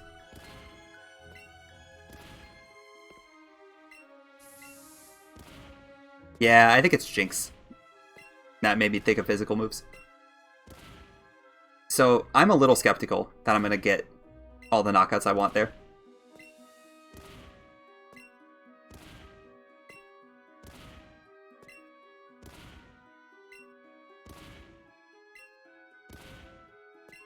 I think I might keep a second Pokemon in the party just for Lorelei, because I think Lorelei is the most dangerous fight here.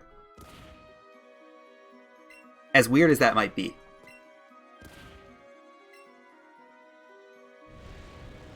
Actually, Agatha is definitely the most dangerous fight.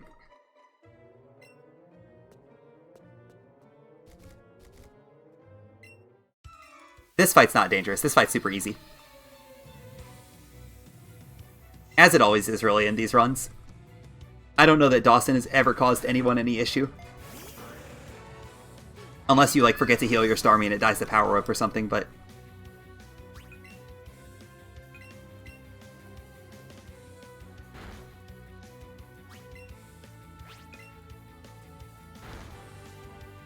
I guess the other Pokemon that could be a problem is the Onix on Bruno, because I do have to set up on Onix. It does have Earthquake, so we're definitely going to be taking some big hits.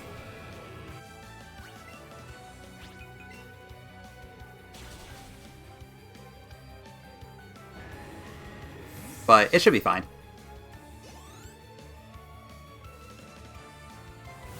I'm sure nothing will go wrong.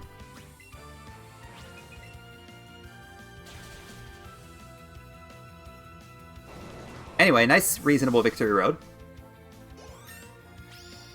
Nothing too bad happened here. We're level 50, which is good. I have 130 attack. I have no idea what that means.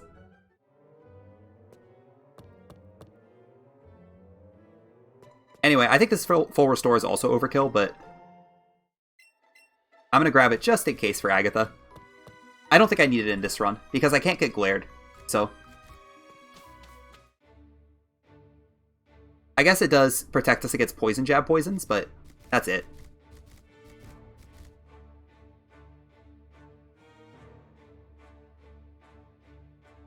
Alright, so this next fight scares me.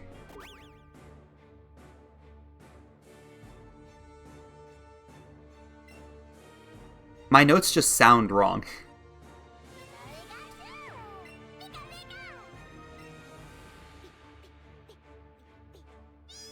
It feels wrong to me that Cloyster would die to +4 Zippy Zap, actually. Obviously, I'm going to trust in my judgment, but...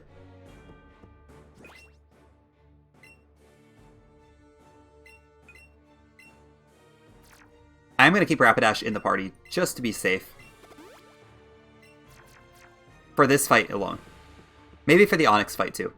Maybe I can coax Onix into using Stealth Rock. And just waste a turn. That'd be kind of funny.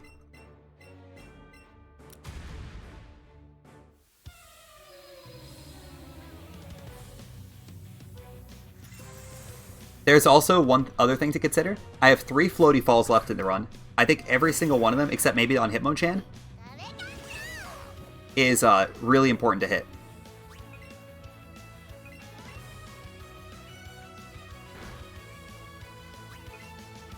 Alright, I'm going to trust my notes here. That I can just Zippy Zap freely through this. And it's going to knock out every Pokemon. Hopefully I'm not wrong. The Cloyster scares me. I think everything else will drop, but Cloyster...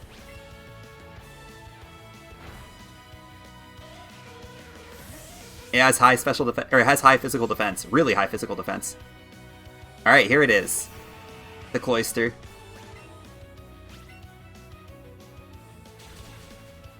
Okay, we got it.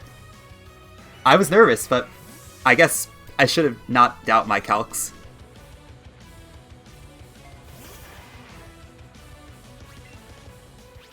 I wasn't that bad a few hours ago when I made these notes.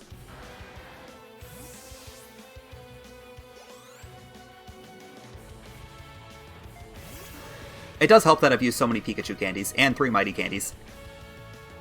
That gives you much more leniency to work with. But I think I did calc with that in mind. So, you know. Anyway, good fight.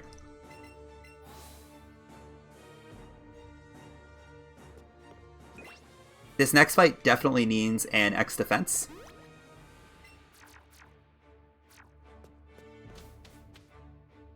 Because, yeah, we're dealing with an Onix here.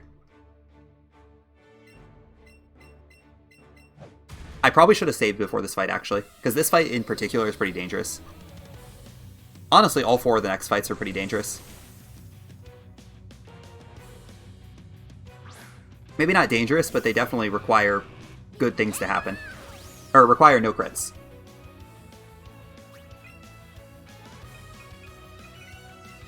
I don't even know where my defenses are. Hey, it did go for Stealth Rock because I had Rapidash in the party. Nice. I actually appreciate that turn I'm saving, because now I won't have to heal at this, or in this fight at all.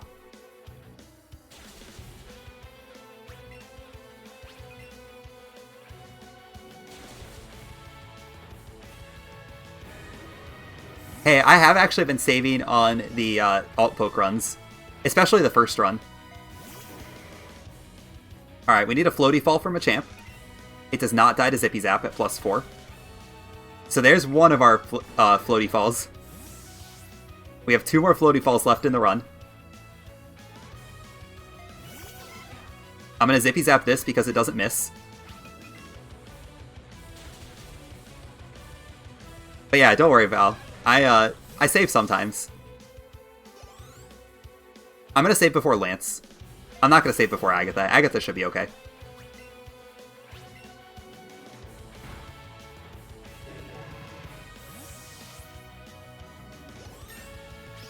Actually, Arbok does a lot of damage. Maybe I should save.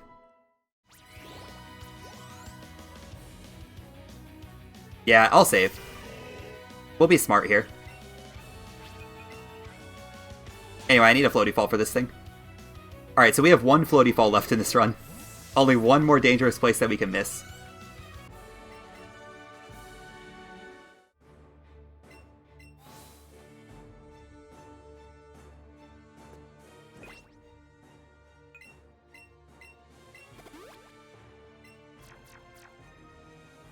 Luckily, saves in this game are really fast. So we don't have to worry about them too much.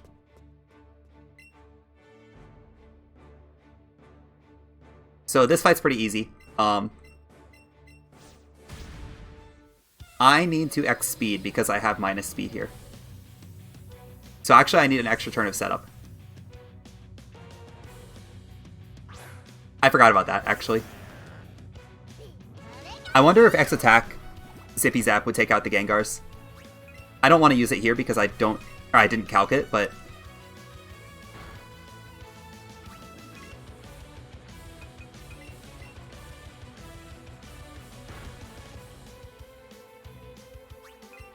Alright, we need to full restore.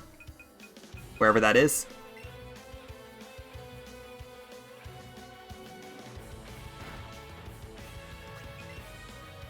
Yeah, this fight is scary. This Arbok in particular is very scary.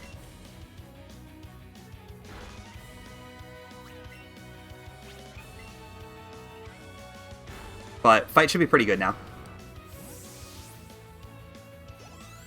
I'm glad I remembered to X speed because I did not write that down in my notes because I wasn't going to run a minus speed Pikachu.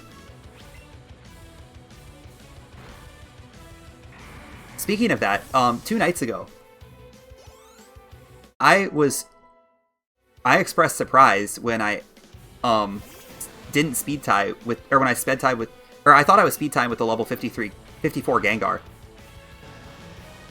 So when it outsped me, I was like, okay, that's fine. Then the level 53 Gengar also outsped my Alola Muck after an X speed. I was completely wrong on Gengar's speed. For some reason, I thought the fastest Gengar had 150 speed. It actually has 154. So, I was supposed to use 2 X speeds on my Alola Muck fight a couple days ago. That's why I got so confused about that. Anyway, That's in the past now, obviously. Easy fight.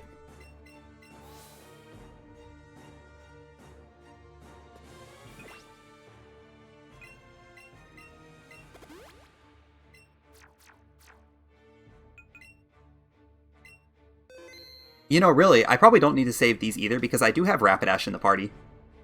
Like, Rapidash is kind of its own built-in safety net that I really shouldn't have here. I should have deposited it. I should have just trusted that Pikachu was going to be fine. I really like my notes here. They say use an X speed, despite the fact that I'm using Zippy Zap on everything.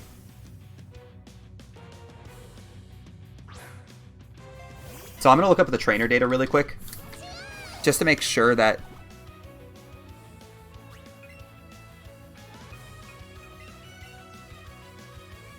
So we're going to X Special Defend, Dodge.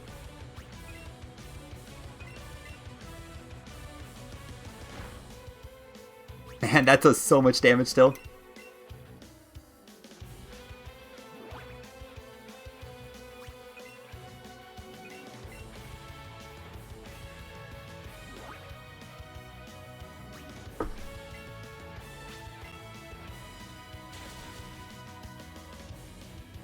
I think we're good here. Sorry, I got really silent there. I was looking up Dragonite's speed. I don't know why I was worried about it. You know why I'm worried about it? Because I never planned on what to do with Dragonite.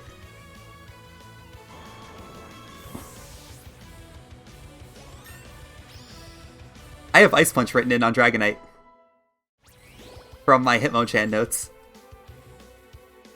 Because that's how I got these notes. I copy-pasted from Hitmonchan.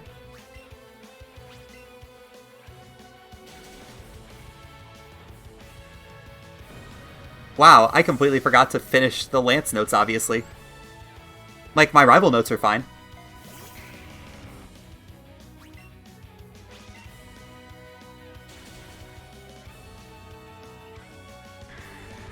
Okay, so what we're going to do, we're going to play safe here.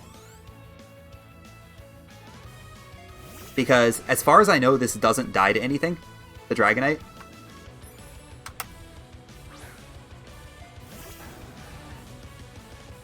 So what we're going to do, we're going to Zippy Zap, and we're going to X Defend.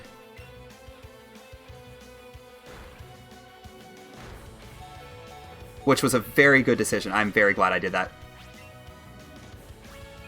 Yeah, playing safe does happen every once in a while. When I have to.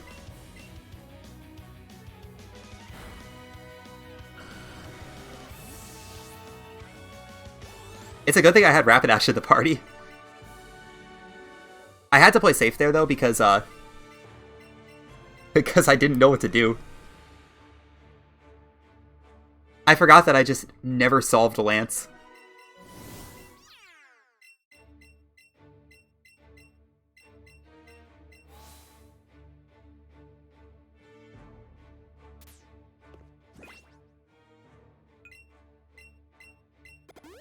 That's kind of funny, though.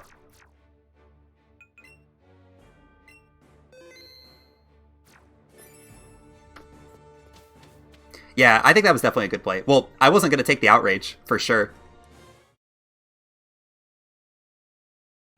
Yeah, I completely forgot that I didn't solve Lance. But that worked. It's a good thing I had Rapidash there, for safety. I could have gotten by X defending anyway, which would have been what I would have done. If I wouldn't have dodged all those Hydro Pumps, though, from Seadra, then I would have been in a lot more trouble.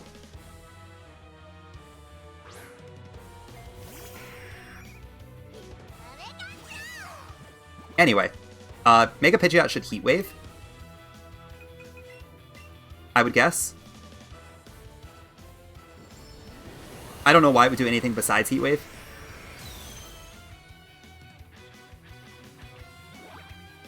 Luckily, Pikachu just dodges everything.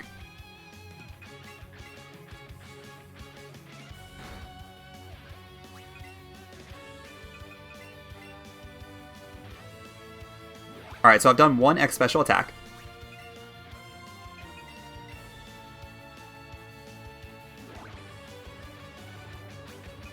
This is something that Power of Love does do really well. It's really strong in these games.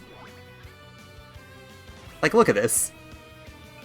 This Pidgeot has hit us with 1 Heat Wave. Alright, 2 Heat Waves.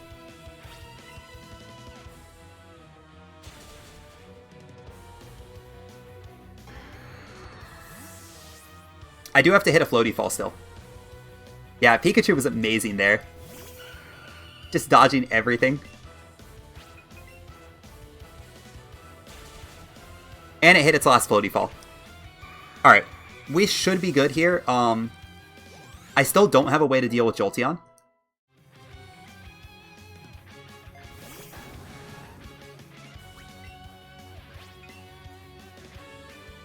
Technically, at least, I don't have a way to deal with Jolteon. Also, Thunderbolt kills that. We'll definitely pet the Pikachu at the end of this. We can hug Jolteon too, but probably not actually. I actually considered teaching Dig for this fight, but I think it's easier to just use a couple Splishy Splashes.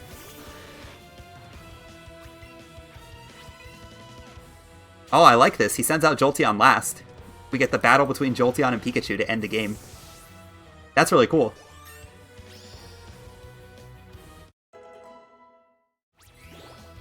That's fitting, really.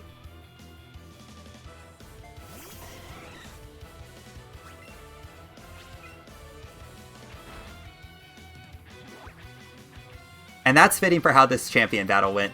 Pikachu dodging everything. Oh, he went for the cheeky quick attack to end the fight.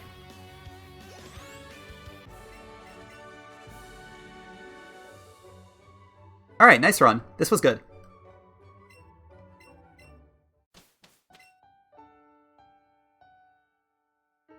Yeah, this was a 3:18:43, I think. I really like this time. This was a solid time. Eevee was a 3:33. I based a lot of this routing off of the Eevee route. Kind of. I think Pikachu actually has the advantage in that it isn't switching moves constantly. I know Etiquette switched moves on the Eevee run a lot. Which is good because Eevee has all those moves available, but it does take time to go to all those centers, right?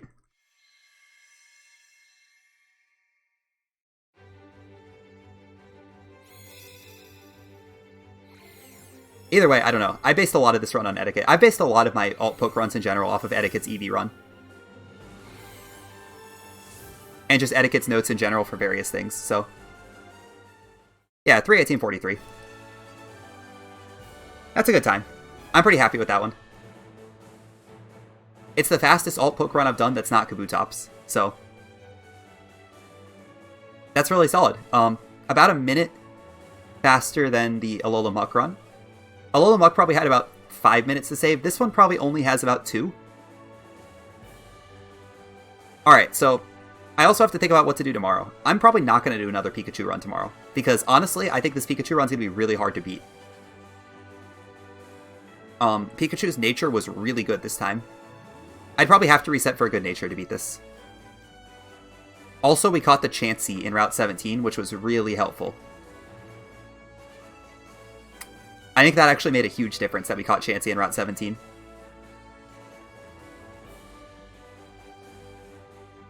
If only I could do a Mewtwo run, if it wasn't caught at the very end of the game.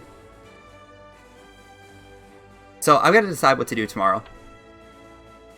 I was thinking of doing a no Pikachu run. Which would be the complete opposite of this run, obviously. I would probably extend that to no Pokemon that you use in the speedrun at all. So no Pikachu, no Kadabra, no Growlithe, no Nidoking, no Nidoqueen, and no Starmie would be my rules.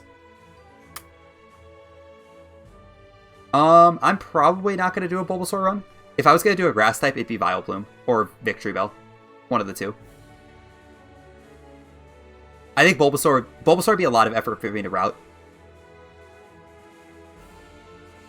Which isn't necessarily a bad thing. Like, some of these, like Hitmonchan especially, was a lot of effort to route.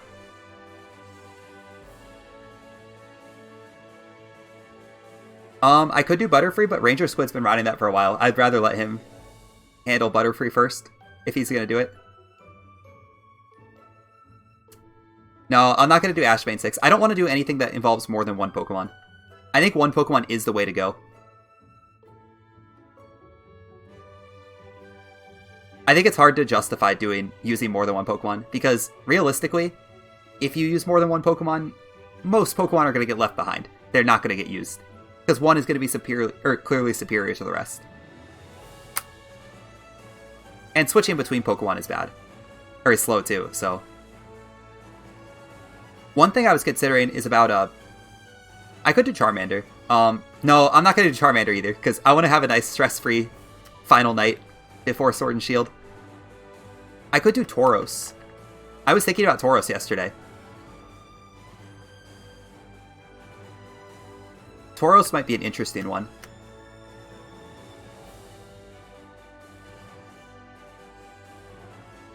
Like, yeah, it is too bad I can't do trade evolutions. I got my Alolan Pokemon in, because I got Alolan Muck. Mewtwo Victory Road, what does that mean? I don't know that... You can't get Mewtwo before you beat the game, can you?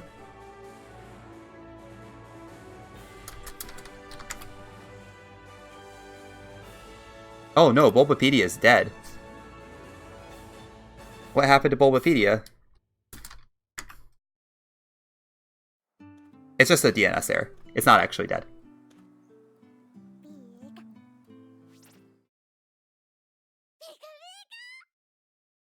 Yeah, Bulbapedia is back. I got it. Okay, so Tauros. Tauros' level up moves in Let's Go Pikachu and Eevee are really bad. It's all normal moves until Outrage at level 50.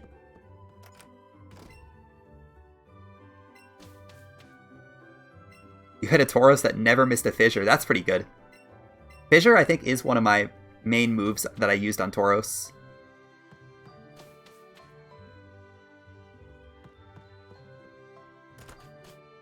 I could do Marowak or Kadabra. Marowak's not very good in this game, though.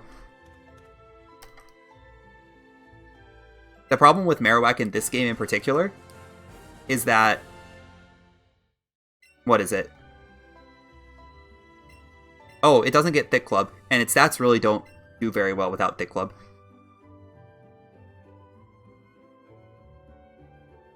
Alright, Tauros actually does not look that good now that I'm looking at it. Tauros' Let's Go move pool is pretty much all TMs that take a long time to get. So we'll probably avoid Tauros. Thanks, Pikachu. I appreciate that small bouquet. We're going to use Pika Papow once, by the way.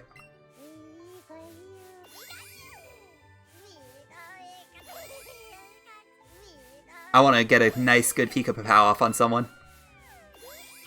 I don't know who it's going to be, but...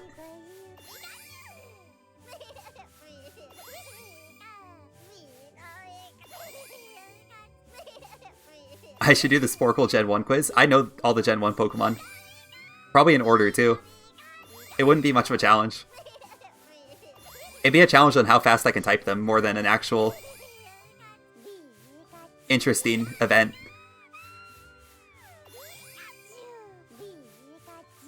I'd have to close down the, Oh, hang on. Sorry, Pikachu. Yeah, good laughter. I don't think I've ever heard that laughter sound. At a Pikachu.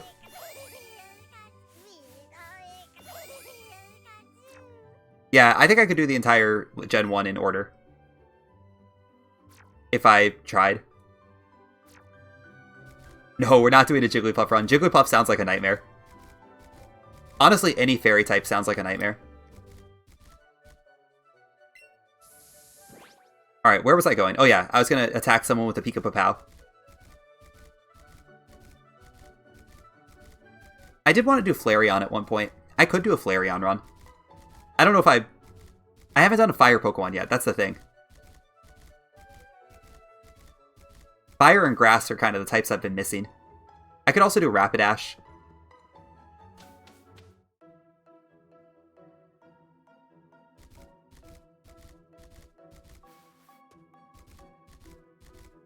Where is there a trainer? There's a trainer over here. Bulbasaur does appear in this forest, lass. Alright. We're going to fire off a Pika Papow.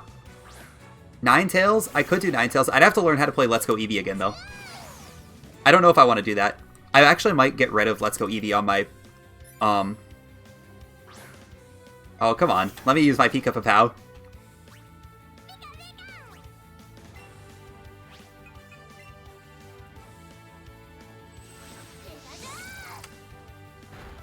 Oh, I forgot to turn on animations. Well, we beat up this little girl. Good job, Pikachu.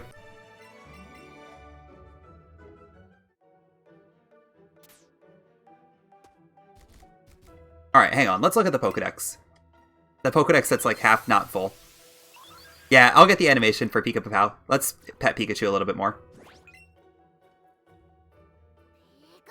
Alright, so what types have I already used? I've used Water and Rock with Kabutops. I've used Poison and Dark with Alola I've used Fighting with Hitmonchan. I've done Electric now with Pikachu. You want some clothes on the Pikachu? Alright, that's fair.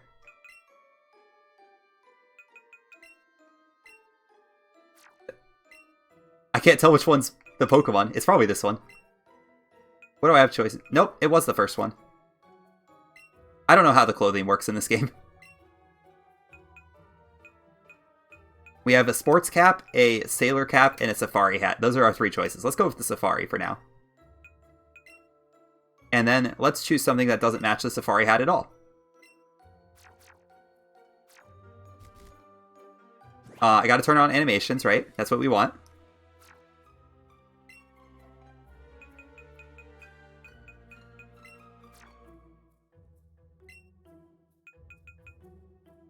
You think I would know how to use the options menu with how much I've played this game? Alright, let's get Pika-Papow ready.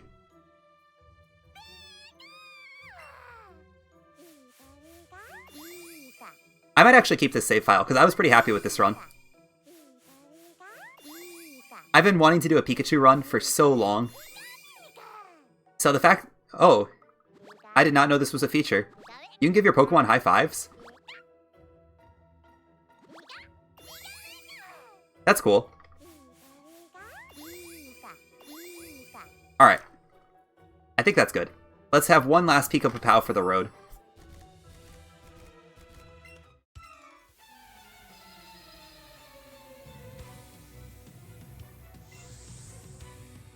Anyway, I'll think of some Pokemon to do tomorrow. I have to decide what looks nice to route.